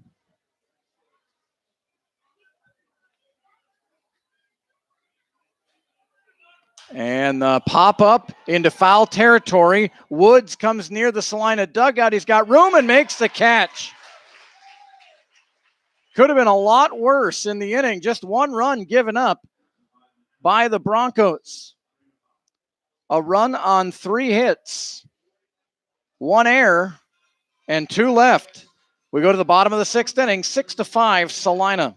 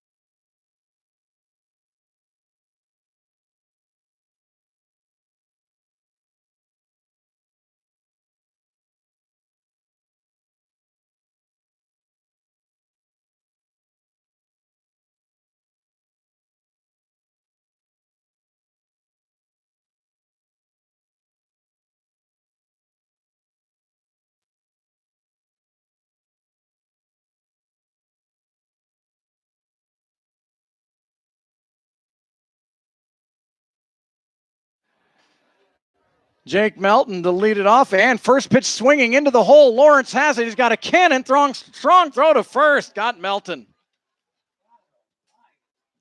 Used the turf to his advantage. Just one-hopped it over there to Smith. And tough luck for Jake Melton there. And so here's Tanner White with 1 away. Boy, it looked like a leadoff single for El Dorado here in the 6th inning. But Bryan Lawrence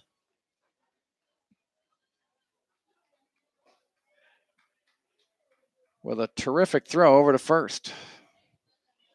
Is that ball one there to Tanner White?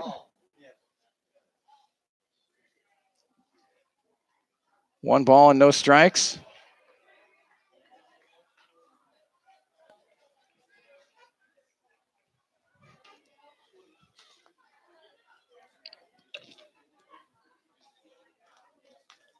And White hits it hard, but a good play by Smith over at first base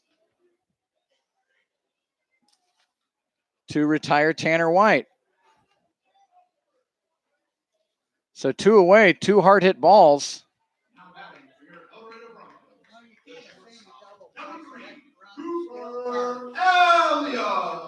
Cooper Elliott.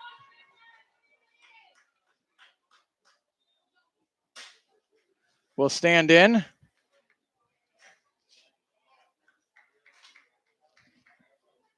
With 2 away.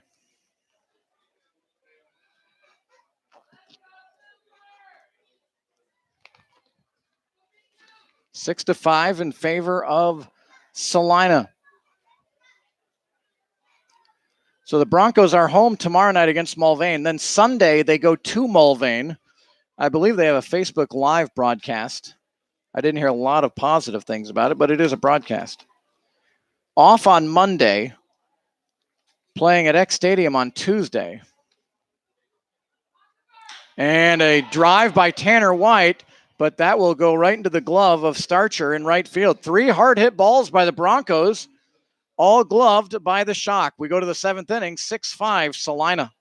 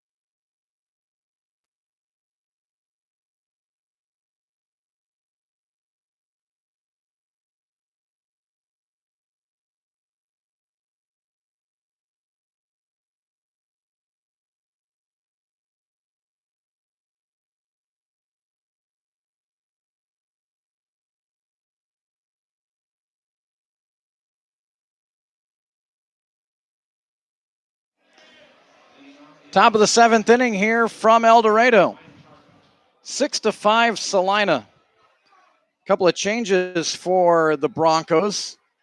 Behind the plate now is Crows Bay, catcher from Cali College.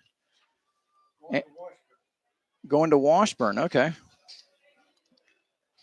And a leadoff bunt. Collins gloves it, turns, throws, and that'll be an infield, a base hit for Chargo. Bunt single.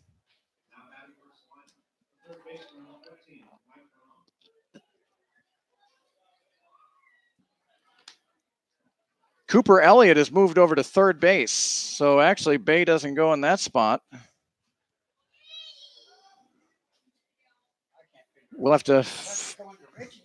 Rodden went from catcher to shortstop. Elliott moves to third base, and Jamie Richie has left the game.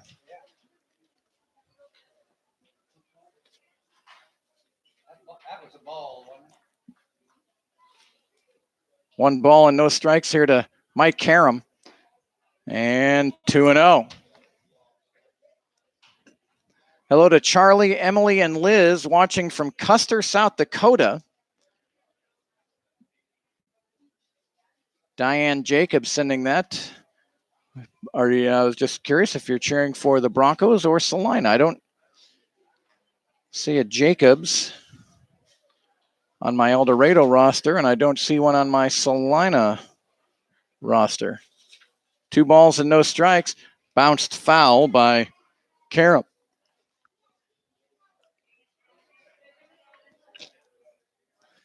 Looking at that schedule again, El Dorado home tomorrow, at Mulvane Sunday, at X Stadium Tuesday, a trip to Hutchinson Wednesday, a trip to Newton, Kansas on Thursday, and then Newton is here Friday. Next Friday night, Newton will be here. And then Hayesville, the Aviators, are here Saturday and Sunday. 3 home games next weekend for El Dorado.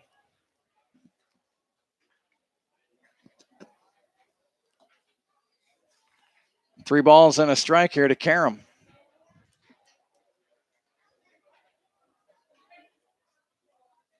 And the pitch is on the corner.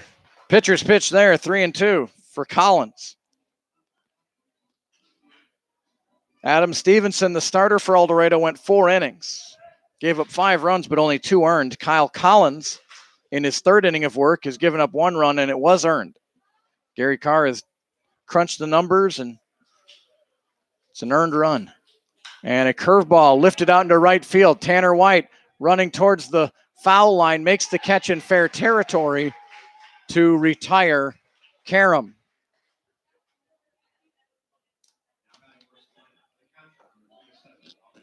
So here's August Ramirez.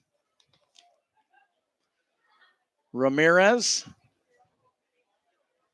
1 for 3, a single and a run scored in that 5-run 2nd inning. And then a ground out to first and a strikeout. And he hits this one hard but foul. Again, a little in front. Sends it down to the Salina bullpen.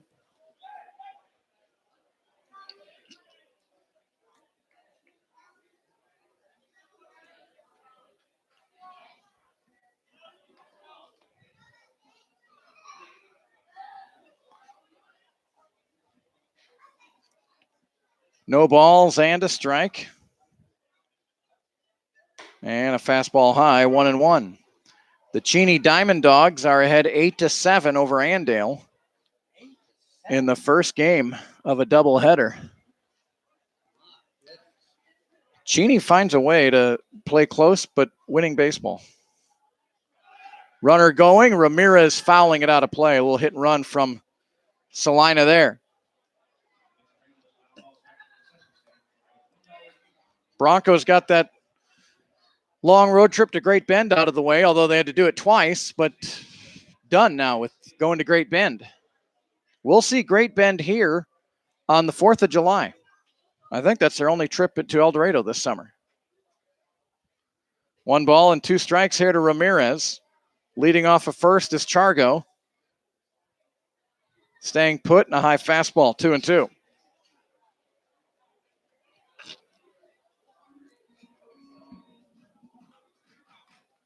Six to 5 in favor of Salina. El Dorado guilty of 5 errors tonight.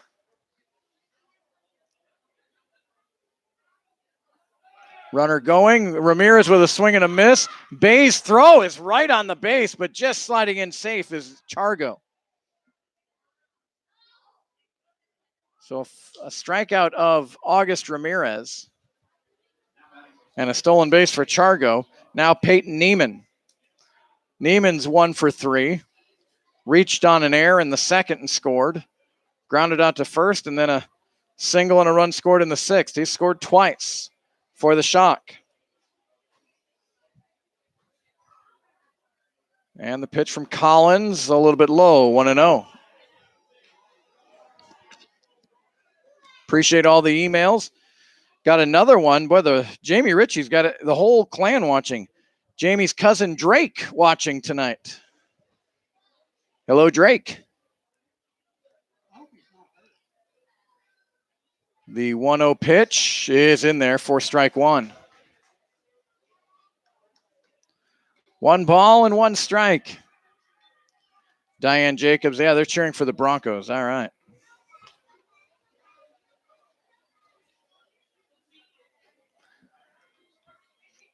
Feel free to jump in on the chat if you like, or email. The 1-1 from Collins. Nice stop by Bay.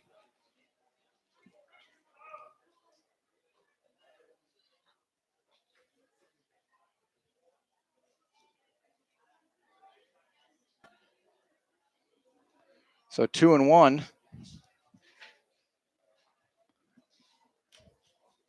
And a throwback to second. Covering there is Rodden. Safely back in is Chargo. Love being able to bring these games to all of you good folks out there. 2 balls, 1 strike to Peyton Neiman. And a strike. 2-2.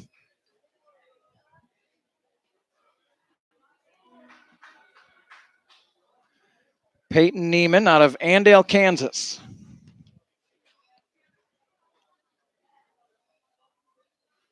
Two balls, 2 strikes, 2 away here in the 7th. And a pitch over the head of Bay. That'll be a wild pitch, I'm sure. And it's 3-2.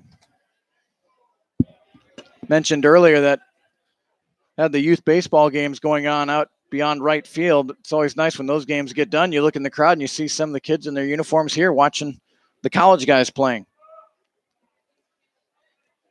Full count here to Neiman. Josh Robinson waits on deck. And the pitch. Bounce towards short. Rodden's got it in the glove. Over to first, and that's the end of the inning. Leadoff single doesn't hurt El Dorado. No runs, a hit, and 1 man left on base. Time to stretch from McDonald Stadium. Salina 6, El Dorado 5.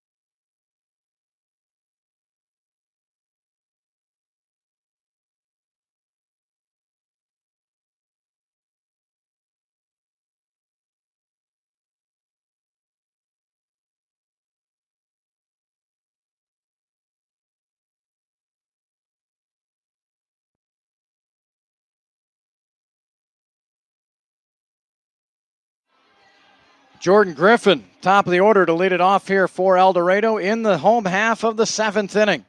6-5 in favor of Salina. Griffin has struck out twice tonight, singled and scored in the 3rd.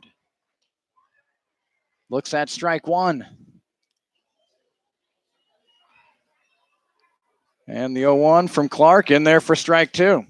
Tell you what, my apologies to Dylan Clark. I thought he was on fumes in that 4th inning after that long 3rd inning, but he has retired 7 in a row. And boy, good 0-2 pitch there. Just missed on the inner 3rd. 2-1. Okay, thank you, Gary. 2 balls and a strike here to Griffin. And now 3-1, a little bit low. Broncos trail by a single run. Top of the order for the Broncos here in the bottom of the 7th inning. And a swing and a miss, strike 2.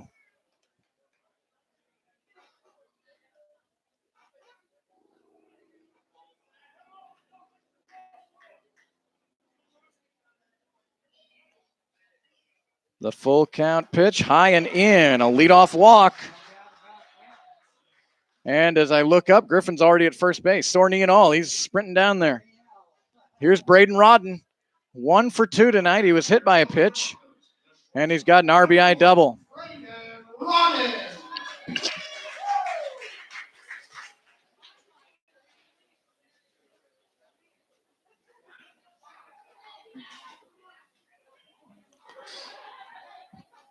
Griffin, good lead off of first. He scampers back in.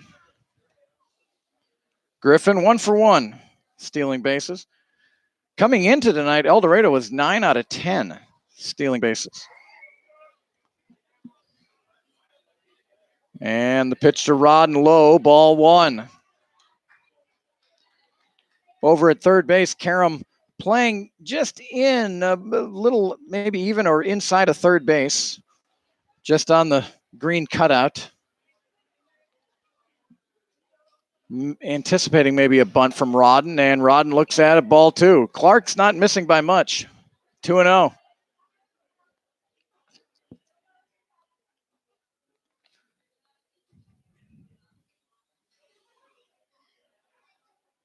And a throw back over to first, and back in is Griffin.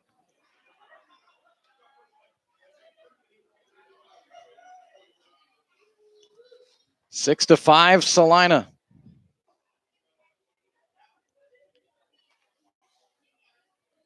Griffin on the move, a swing and a miss. That ball into center field, but no chance to advance. A stolen base for Griffin, his second of the summer. 2 balls and a strike to Rodden.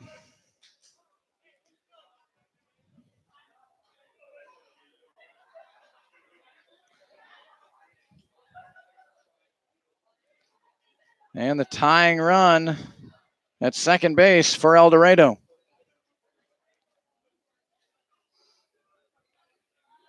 And in the turf, nice stop by Ramirez. Griffin on the go, and he is cut down at third. Ramirez, again, that's the second time tonight where he has recovered quickly on a drop ball and gunned down a base runner.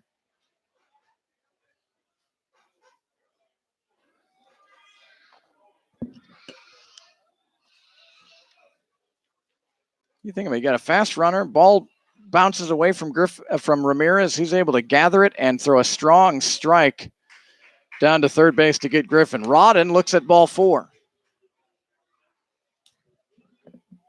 And that'll bring up Dawson Woods. 0 for 1 tonight, 2 walks and a strikeout.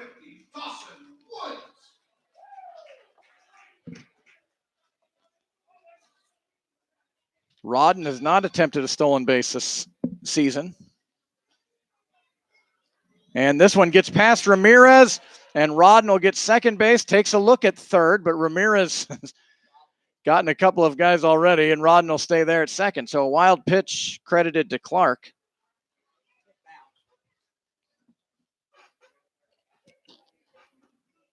So again, the Broncos with the tying run at second base, but now with 1 out.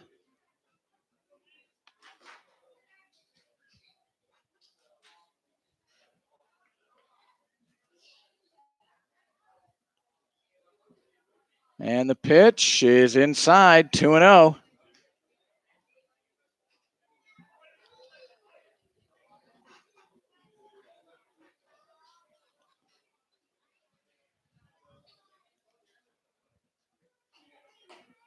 Swing and a miss. Good cut there by Woods.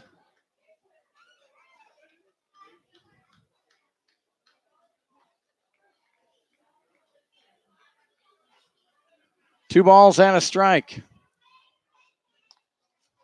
And the pitch, and that's a fastball in there for strike 2. 2 balls and 2 strikes.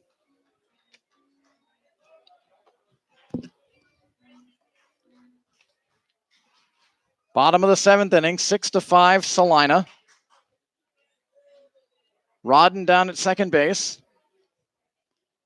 And that pitch a little bit inside. Another good eye there by Dawson Woods.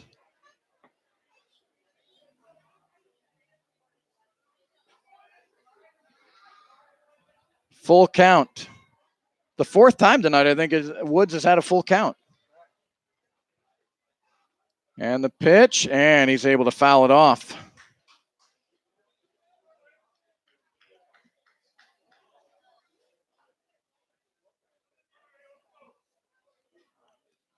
So we'll do it again. Another 3-2 pitch coming here to Dawson Woods, playing in his first game for the Broncos. And it's high, close, but another good eye by Woods. 3 walks tonight for Dawson Woods. Now the first at bat for Crow's Bay.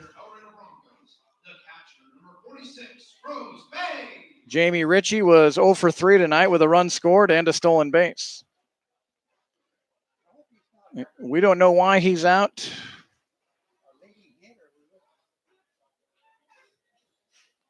We're hoping maybe just to give a chance for other guys to play. Hopefully not an injury. And Bay looks at strike 1. Crow's Bay out of Enid, Oklahoma, 6 foot 210. Played the last 2 years at Cowley College.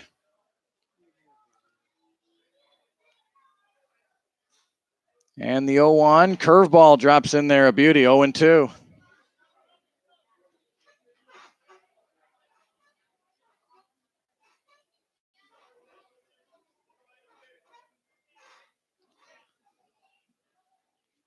First and second. Down at second is Braden Rodden. At first is Dawson Woods. Remember, Jordan Griffin walked. It's been 3 straight walks in this inning.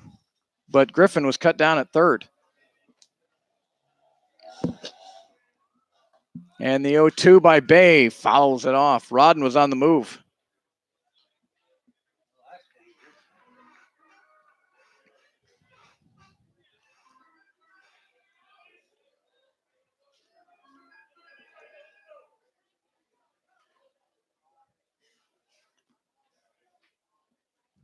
Still 0-2 here to Crow's Bay.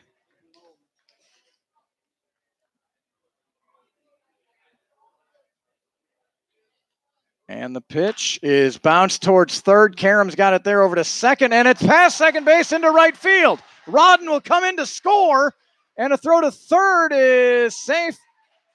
Woods gets to third. That'll be an error on, got to be on the throw, don't you think, Gary? So Bay gets a fielder's choice, correct?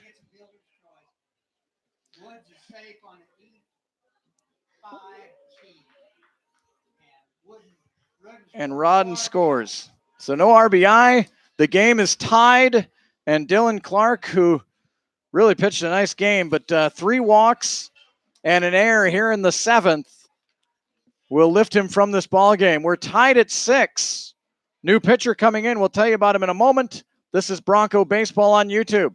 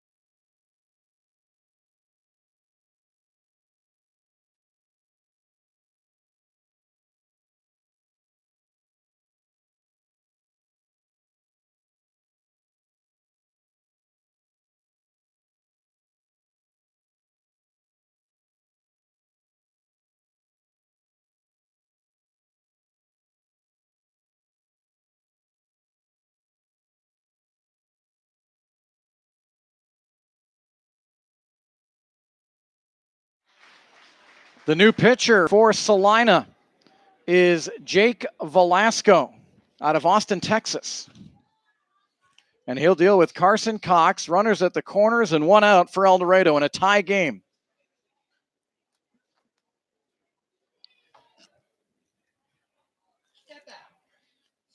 Velasco, sidewinder, and Cox bounces this one off his foot into fair territory. It's a foul ball called immediately by the umpire. So Dylan Clark, the runners on base, still his responsibility. He went 6 1/3 innings. He only gave up 3 hits, and all 3 hits came in the 3rd inning. But he walked 6 and he hit 5. So there's been traffic. No balls and a strike to Cox, and popped out of the glove of the catcher Ramirez, trying to score is Woods, and he is out at home. Ramirez again getting work done. He cuts down the possible go-ahead run. 2-1. So in an inning where El Dorado has been gifted 3 walks and an error, they have 2 outs and only 1 run in. And credit Austin Ramirez for both those putouts. No balls and 2 strikes to Cox, and he looks at strike 3. Well, the Broncos do tie it.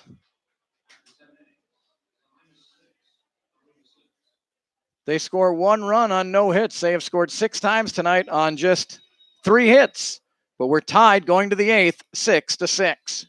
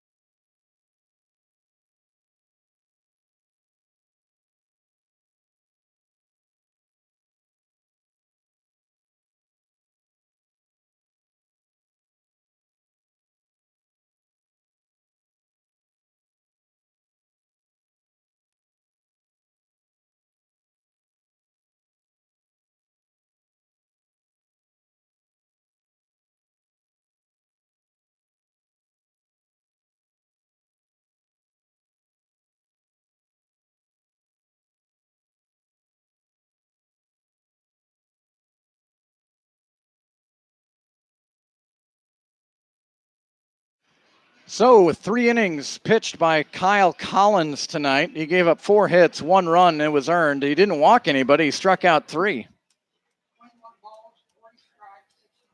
21 balls, 40 strikes, 61 pitches. Stevenson threw 68.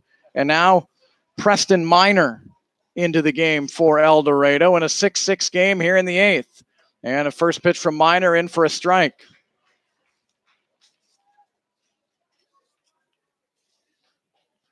Minor with 4 innings of work so far. He's got a 4.50 ERA, a swing and a miss by Robinson, and quickly 0-2. Minor has an interesting delivery. He gets into his windup. It almost looks like he holds for a moment and then explodes to the plate. High leg kick and then hit the bat as the batter was trying to get out of the way, and it ended up being a foul ball. Just trying to duck for cover. Man. Hello to the Longneckers with the Kims. They're watching in Grays Lake, Illinois. A foul ball. It's going to be tough for Bay to get there, and it is out of his reach. It'll remain 0-2. Longenecker. They're cheering on the second baseman, Brant Kim, and the rest of the Broncos. Thanks for the message there, Kenton. No balls and 2 strikes here to Robinson, the 8th batter in the order. 8-9-1 for Salina here in the 8th. And the pitch from Minor on the outside corner just missed. 1-2. Good spot.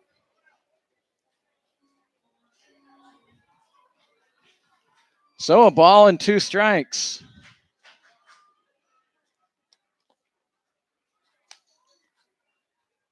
Minor has that glove right in front of his face as he glares in at the catcher, Crow's Bay. And now the pitch. That's outside, 2-2.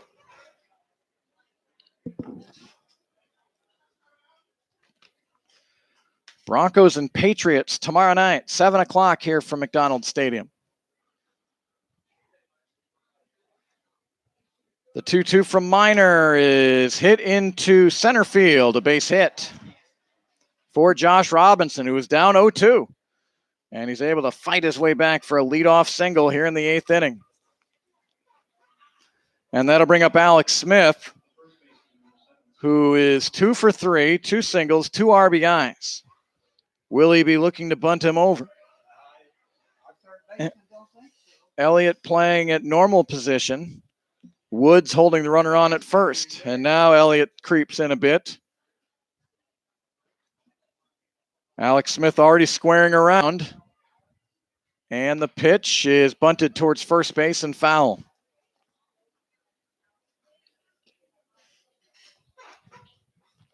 So no balls and a strike.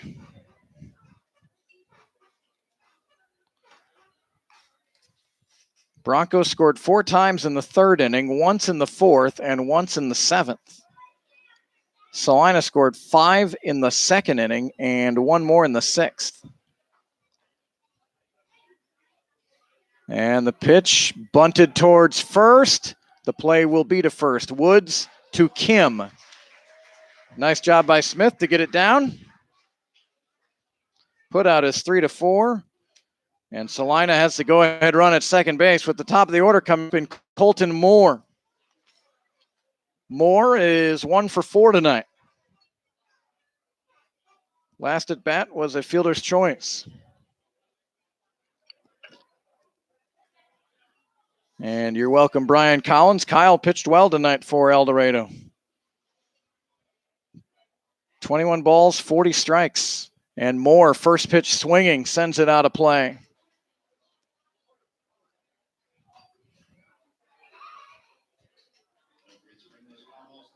No home games during the week next week, but next Friday, Saturday, and Sunday we'll be here. Of course, we broadcast all the games here at McDonald's Stadium.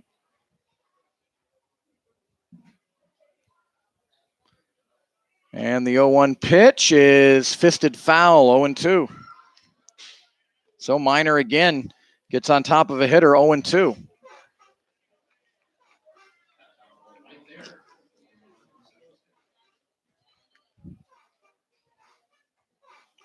El Dorado's never led here tonight. Trailed 5-0, battled back to tie it at 5. Then fell behind 6-5, came back with a run in the bottom of the 7th inning to tie it. And the delivery from Minor almost hit Moore. I don't know how it didn't hit him. It looked like it was ticketed for his right hip. Broncos certainly missed a golden opportunity when you figure their first 3 batters Well, they were all walked, but 2 putouts by the catcher Ramirez. Here's the 1-2, low, 2-2. I mean, Gary, you figure how many times you see a team get 3 walks and an error in an inning. Usually is big trouble. But only 1 run was plated, but 1 was enough to tie it. Here comes a 2-2 pitch from Minor. And a swing and a miss, a strikeout of Moore.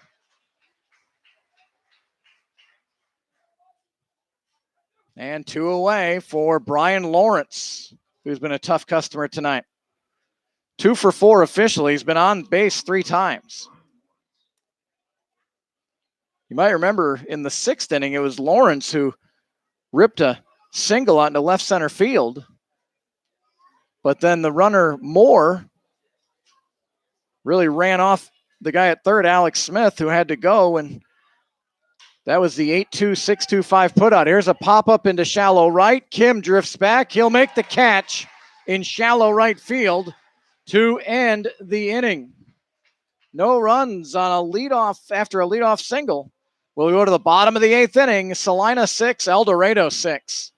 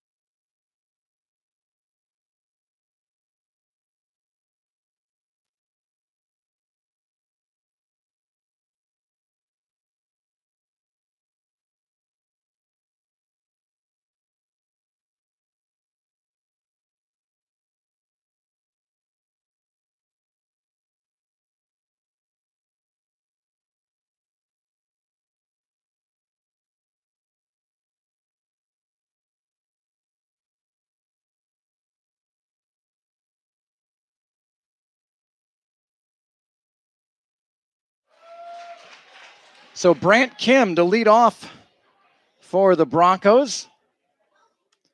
The Longeneckers and Kims are watching in Illinois right now. We're all watching here, wanting to see Brant Kim get on base. Brant is 0 for 3 tonight. 2 flyouts to center field and a ground out to short. Against Jake Velasco. And a bouncer by Kim towards third and foul. And thanks to Kyle Blackburn correcting me, it's Cross Bay, not Cross, Cross Bay. So, Cross.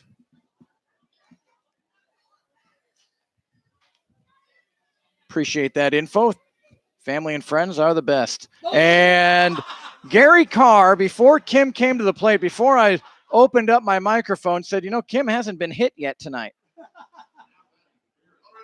And the great prognosticator that is Gary Carr found a way to get the leadoff guy on. So Kim over at first base. And here's Jake Melton. And first pitch swinging and hits it out of play. Whistled that one out of play, and then somehow it came back into play.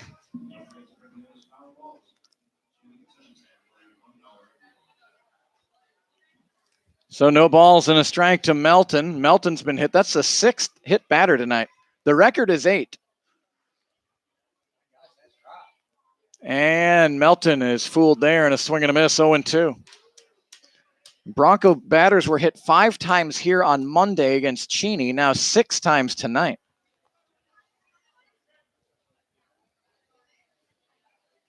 El Dorado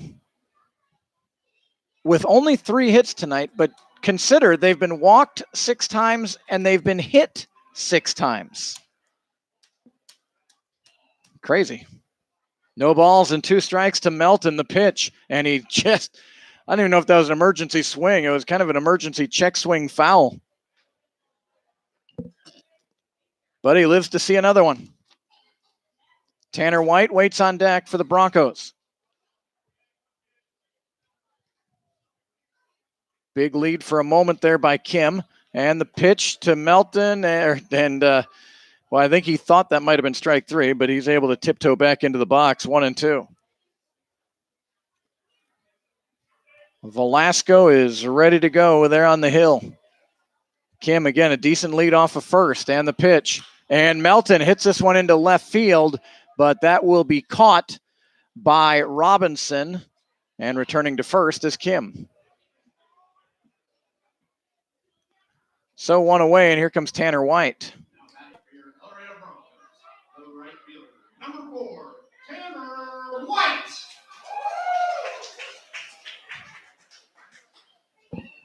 Tanner White at the plate. Almost had a Ric Flair-like woo after our terrific PA announcer announced his name. 6-6 our score here in the 8th, and the first pitch to White is catching the corner for strike 1.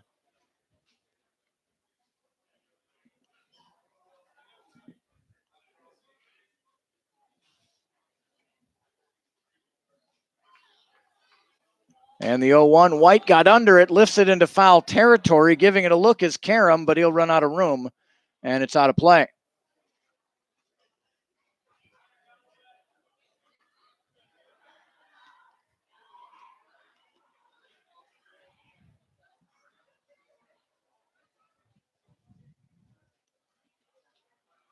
Velasco has come in. He struck out Cox to end the 7th inning, and he has been, outside of hitting Kim, he's been firing strikes in there. Here's the 0-2. And White fists this one to second and bobbled by the second baseman. White will get to first. That will be an error. I don't even have to look at Gary on that one.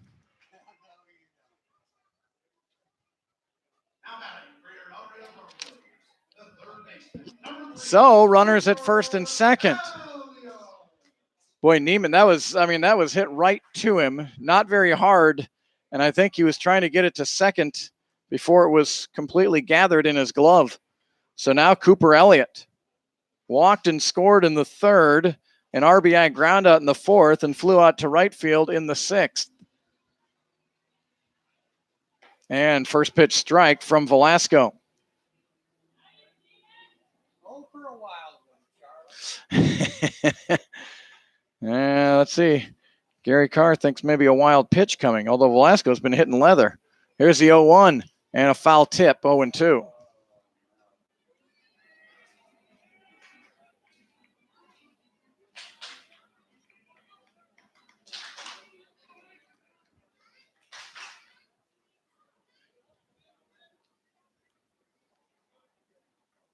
So no balls and 2 strikes again. It's the pitch and fouled off by Elliott. Cooper Elliott hitting 188, 3 for 16. Had a couple of hits Wednesday night in the win at Great Bend. Cheney ended up beating Andale 11-7 in game 1 of their doubleheader. Cheney beats Andale. Elliott fouls it out of play. 11-7. Cheney won here 10-7 on Monday. No balls and 2 strikes, and time was called. Velasco working quickly. And Elliott just got out of there on what looked like a strike ball by Velasco. Down at second base is Brant Kim. He was hit by a pitch to lead off the inning. White reaches on an error. First and second, 1 out. Tie game here in the bottom of the 8th inning.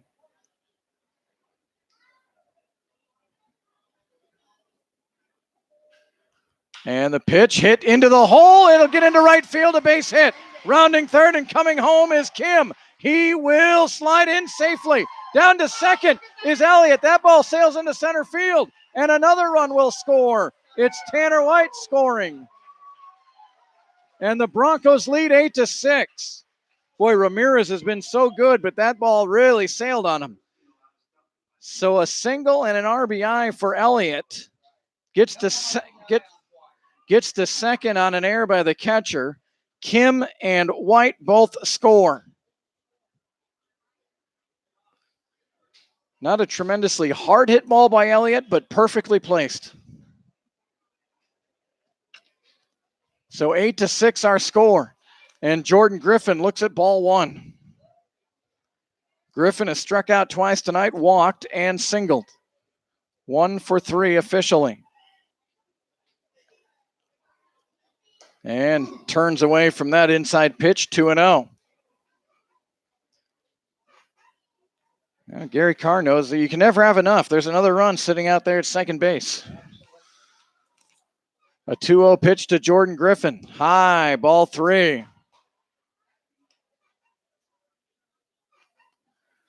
That play at the plate was pretty close, but safe was Kim. And then Ramirez had a good shot at maybe getting Elliott, but sailed it into center field, which allowed White to score. 3 balls and a strike here to Griffin.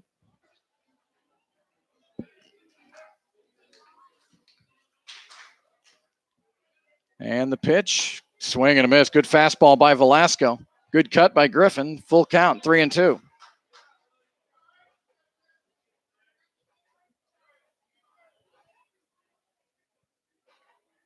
Three balls, 2 strikes, and the pitch. Griffin, high chopper. Pitcher Velasco has it, throws over to first to get Griffin. And moving over to third base is Elliott. So a 1-3 putout. Second out of the inning. And here's the shortstop, Braden Rodden. Rodden started the game as a catcher and then moved over to shortstop. And Cross Bay came in to catch. 2 runs here in the 8th, 1 in the 7th for El Dorado, and they lead it 8-6. Their first lead of the night. And up the middle, Rodden. And it's gloved by Lawrence, but he's not going to be able to make a throw. An RBI single for Braden Rodden.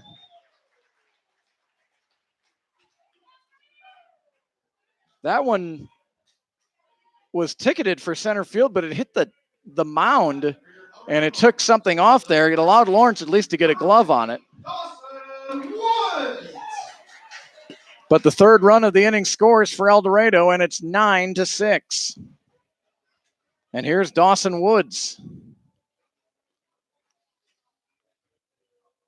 And he got a good pitch to hit, was in front of it, and hooks it into the bullpen of the Shock.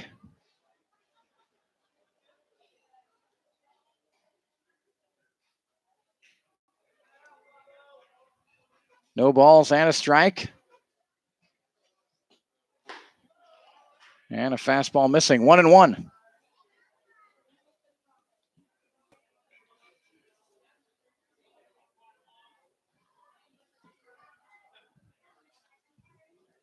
And Woods grounds it to second. Neiman, little bobble, but he's got it over to first. And that will retire the side. Boy, a big error for the Shock in that inning. And some clutch hitting by the Broncos. They plate 3 in the 8th. They score 3 times on 2 hits. There was 1 error. And 1 man left on. We'll go to the 9th inning, 9-6.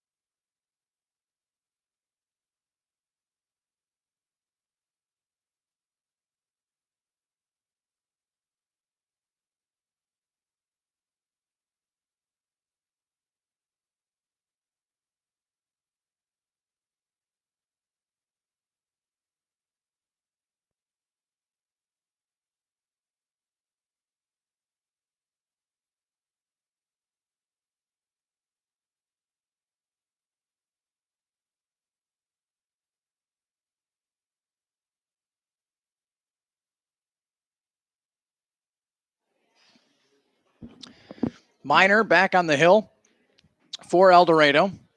Broncos lead 9-6 here in the 9th inning.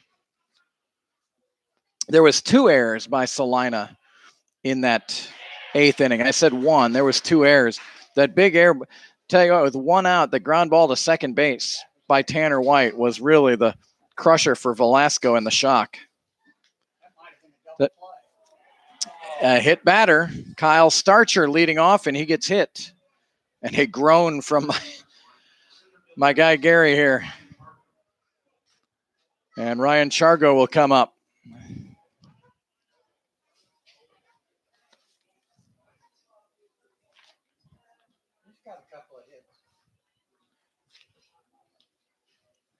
You wouldn't say this has been the cleanest game. Mentioned all the walks and hit batter. El Dorado's committed 5 errors tonight. Salina 4. First pitch strike by Minor to Chargo. Chargo with a beautiful bunt single tonight. He's got 2 hits altogether, 2 for 4. He has an RBI, a stolen base, but he has 2 RBIs, I should say. And the 0-1 pitch, a little bit in, 1-1. Chargo had the sharpest hit of that 5-run second inning for Salina. 2 RBI single out into left center field. Throw over to first. And Starcher is back. Good crowd here tonight. It's El Dorado, City of El Dorado, Butler County Employee Appreciation Night. And a good crowd has been in the stands to cheer on El Dorado. 1-1 pitch from Minor. And that one's on the corner, 4 strike 2. 1 ball and 2 strikes.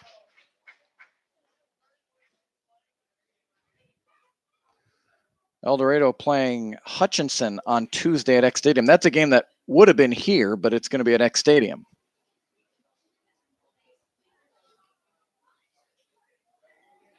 One ball, 2 strikes. Hit out to shortstop. Rodden's got it over to second for 1. Kim with the turn a little bit late, but they get the lead run.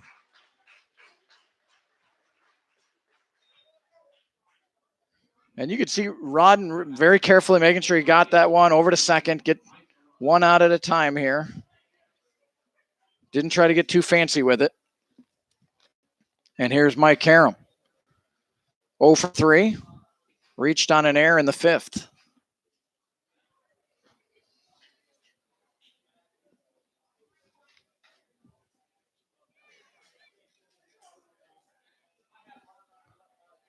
And the first ball curving in there for a strike. No balls and a strike.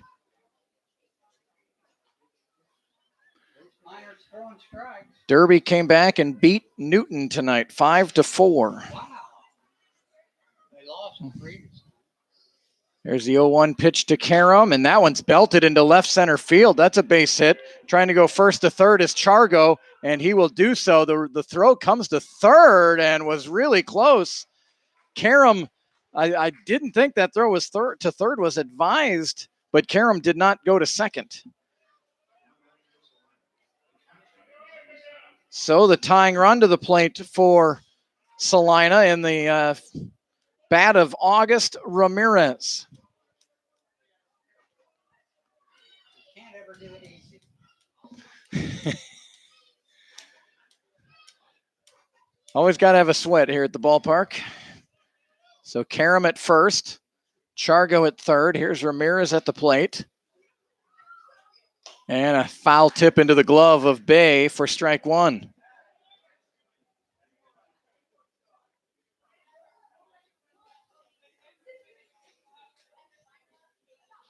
Broncos 3-2 overall on the season. Losses to Cheney and Great Bend. Ramirez off the handle, fouls it out of play. Wins over Great Bend, Derby, and Mulvane.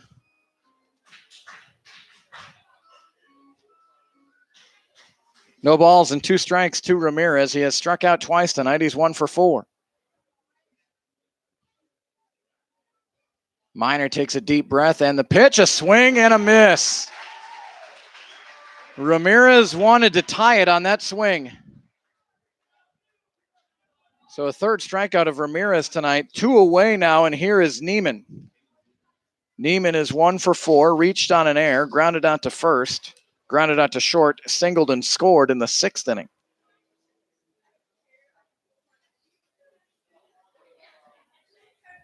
(9-6) El Dorado here in the bottom of the 9th inning.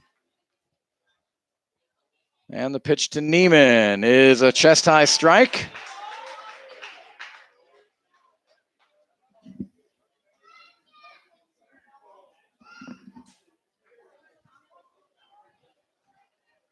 So no balls and a strike. And the pitch is fouled off, and 0-2.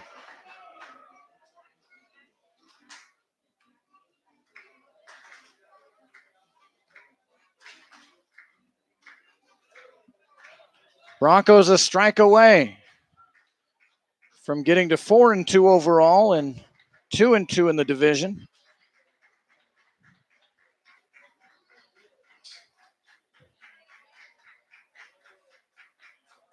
And the pitch from Minor, missing, 1-2. Minor thought he had it. It's 1-2.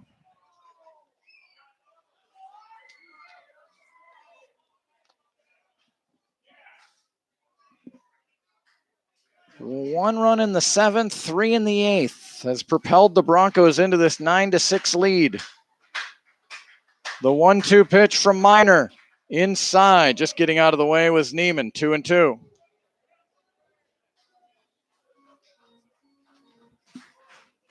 Josh Robinson hopes to have a chance. He's on deck for Salina. Preston Minor in line for the win if he can get one more strike here on Peyton Neiman.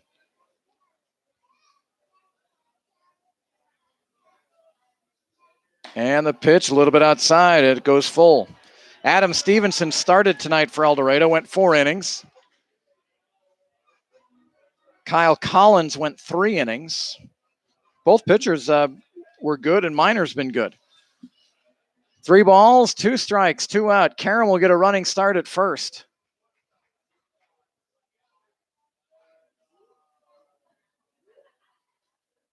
And the pitch just missed inside, so they're loaded. The tying run goes down to first base. And Cross Bay will come out and talk to Preston Minor as Josh Robinson settles in. Starcher was hit by a pitch, but then forced out on a fielder's choice. A Chargo hit. A single by Karam. Chargo moved to third. Ramirez struck out. Neiman walks. So bases loaded.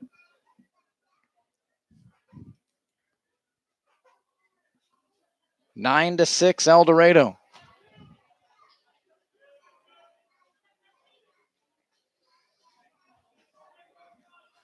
Minor will go from the windup. And his first offering goes inside. He kind of comes from the third base side. So if a left-handed hitter, that ball is just bearing down on the left-hand hitters. 1 ball and no strikes here to Robinson. 1 for 3 with a walk, a single, and a run scored. And a hitter's call there. Close pitch, but goes the way of Robinson. 2-0.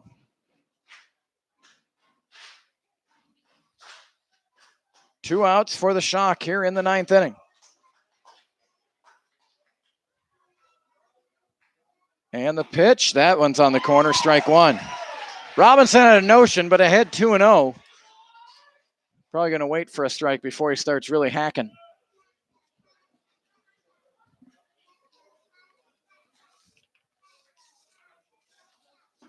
The 2-1 missing, and 3-1. Minor goes to Wichita State University.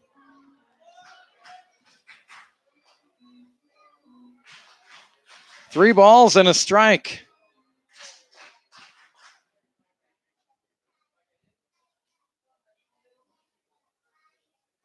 The pitch from Minor is fouled off. So we come down to this. 3 balls, 2 strikes, 2 outs. The runners will all be in motion. As an infielder, you're probably saying the play, if it's hit to me, goes to first.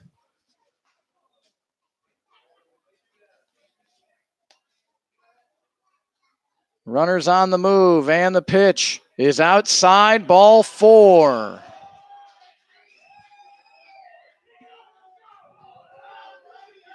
So an RBI walk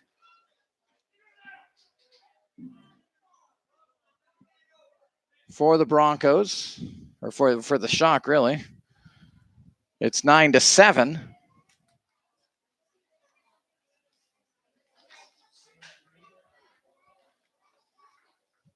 And a pinch runner is going to come out to second base. Sam Creed. That's the big run. That's the tying run. And now a mound visit for the Broncos. It's 9-7. A hit by pitch, a fielder's choice, a single, and back-to-back walks. All recipes, Gary, for a big inning. Really 3 free bases, a hit batter, and 2 walks. Just 1 hit in the inning. That was by Karam.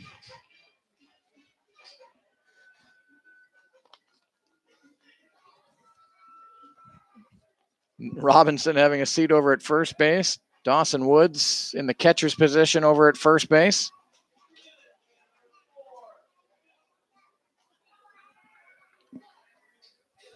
Force at any base. 2 outs here in the top of the 9th inning. 9-7 El Dorado. And the first pitch in there for strike 1 to Alex Smith. Alex Smith is 2 for 3. 2 RBI singles, and he laid down a sacrifice bunt tonight. The 0-1 from Minor. Fouled off, 0-2.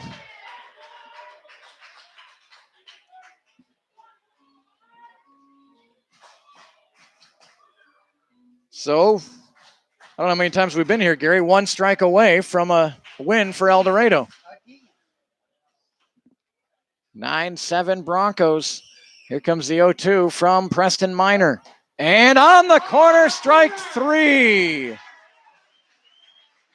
And Alex Smith barking at the umpire. And the Broncos win by a score of 9-7. Not a pretty 9th inning, but at the end of the day, it goes down on the left side of the ledger. So Salina scores 1 run on 1 hit. They strand 3. So some quick adding here. 5, 6, 7. 1, 2, 3, 6, 9. All right. So the numbers as I have them.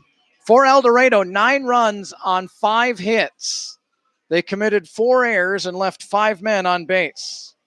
For Salina, 7 runs on 9 hits. They committed 4 errors and left 10 men on base. The winning pitcher is Preston Minor. The losing pitcher is Jake Velasco. Time of tonight's game, 2 hours and 46 minutes. Broncos win. They go to 4-2 on the season. El Dorado back in action here tomorrow night. The Broncos will host Mulvane. Our video stream will start around 6:45 with audio starting at 7 o'clock. Unless we start early, you never know. It'll be El Dorado hosting Mulvane tomorrow night. Thanks so much for all the emails and the comments. Great to have you watching and listening tonight. Hope to have you again here tomorrow night as El Dorado will take on Mulvane. Until then, have a great rest of your Friday night. Kurt Caden bidding you good night from El Dorado.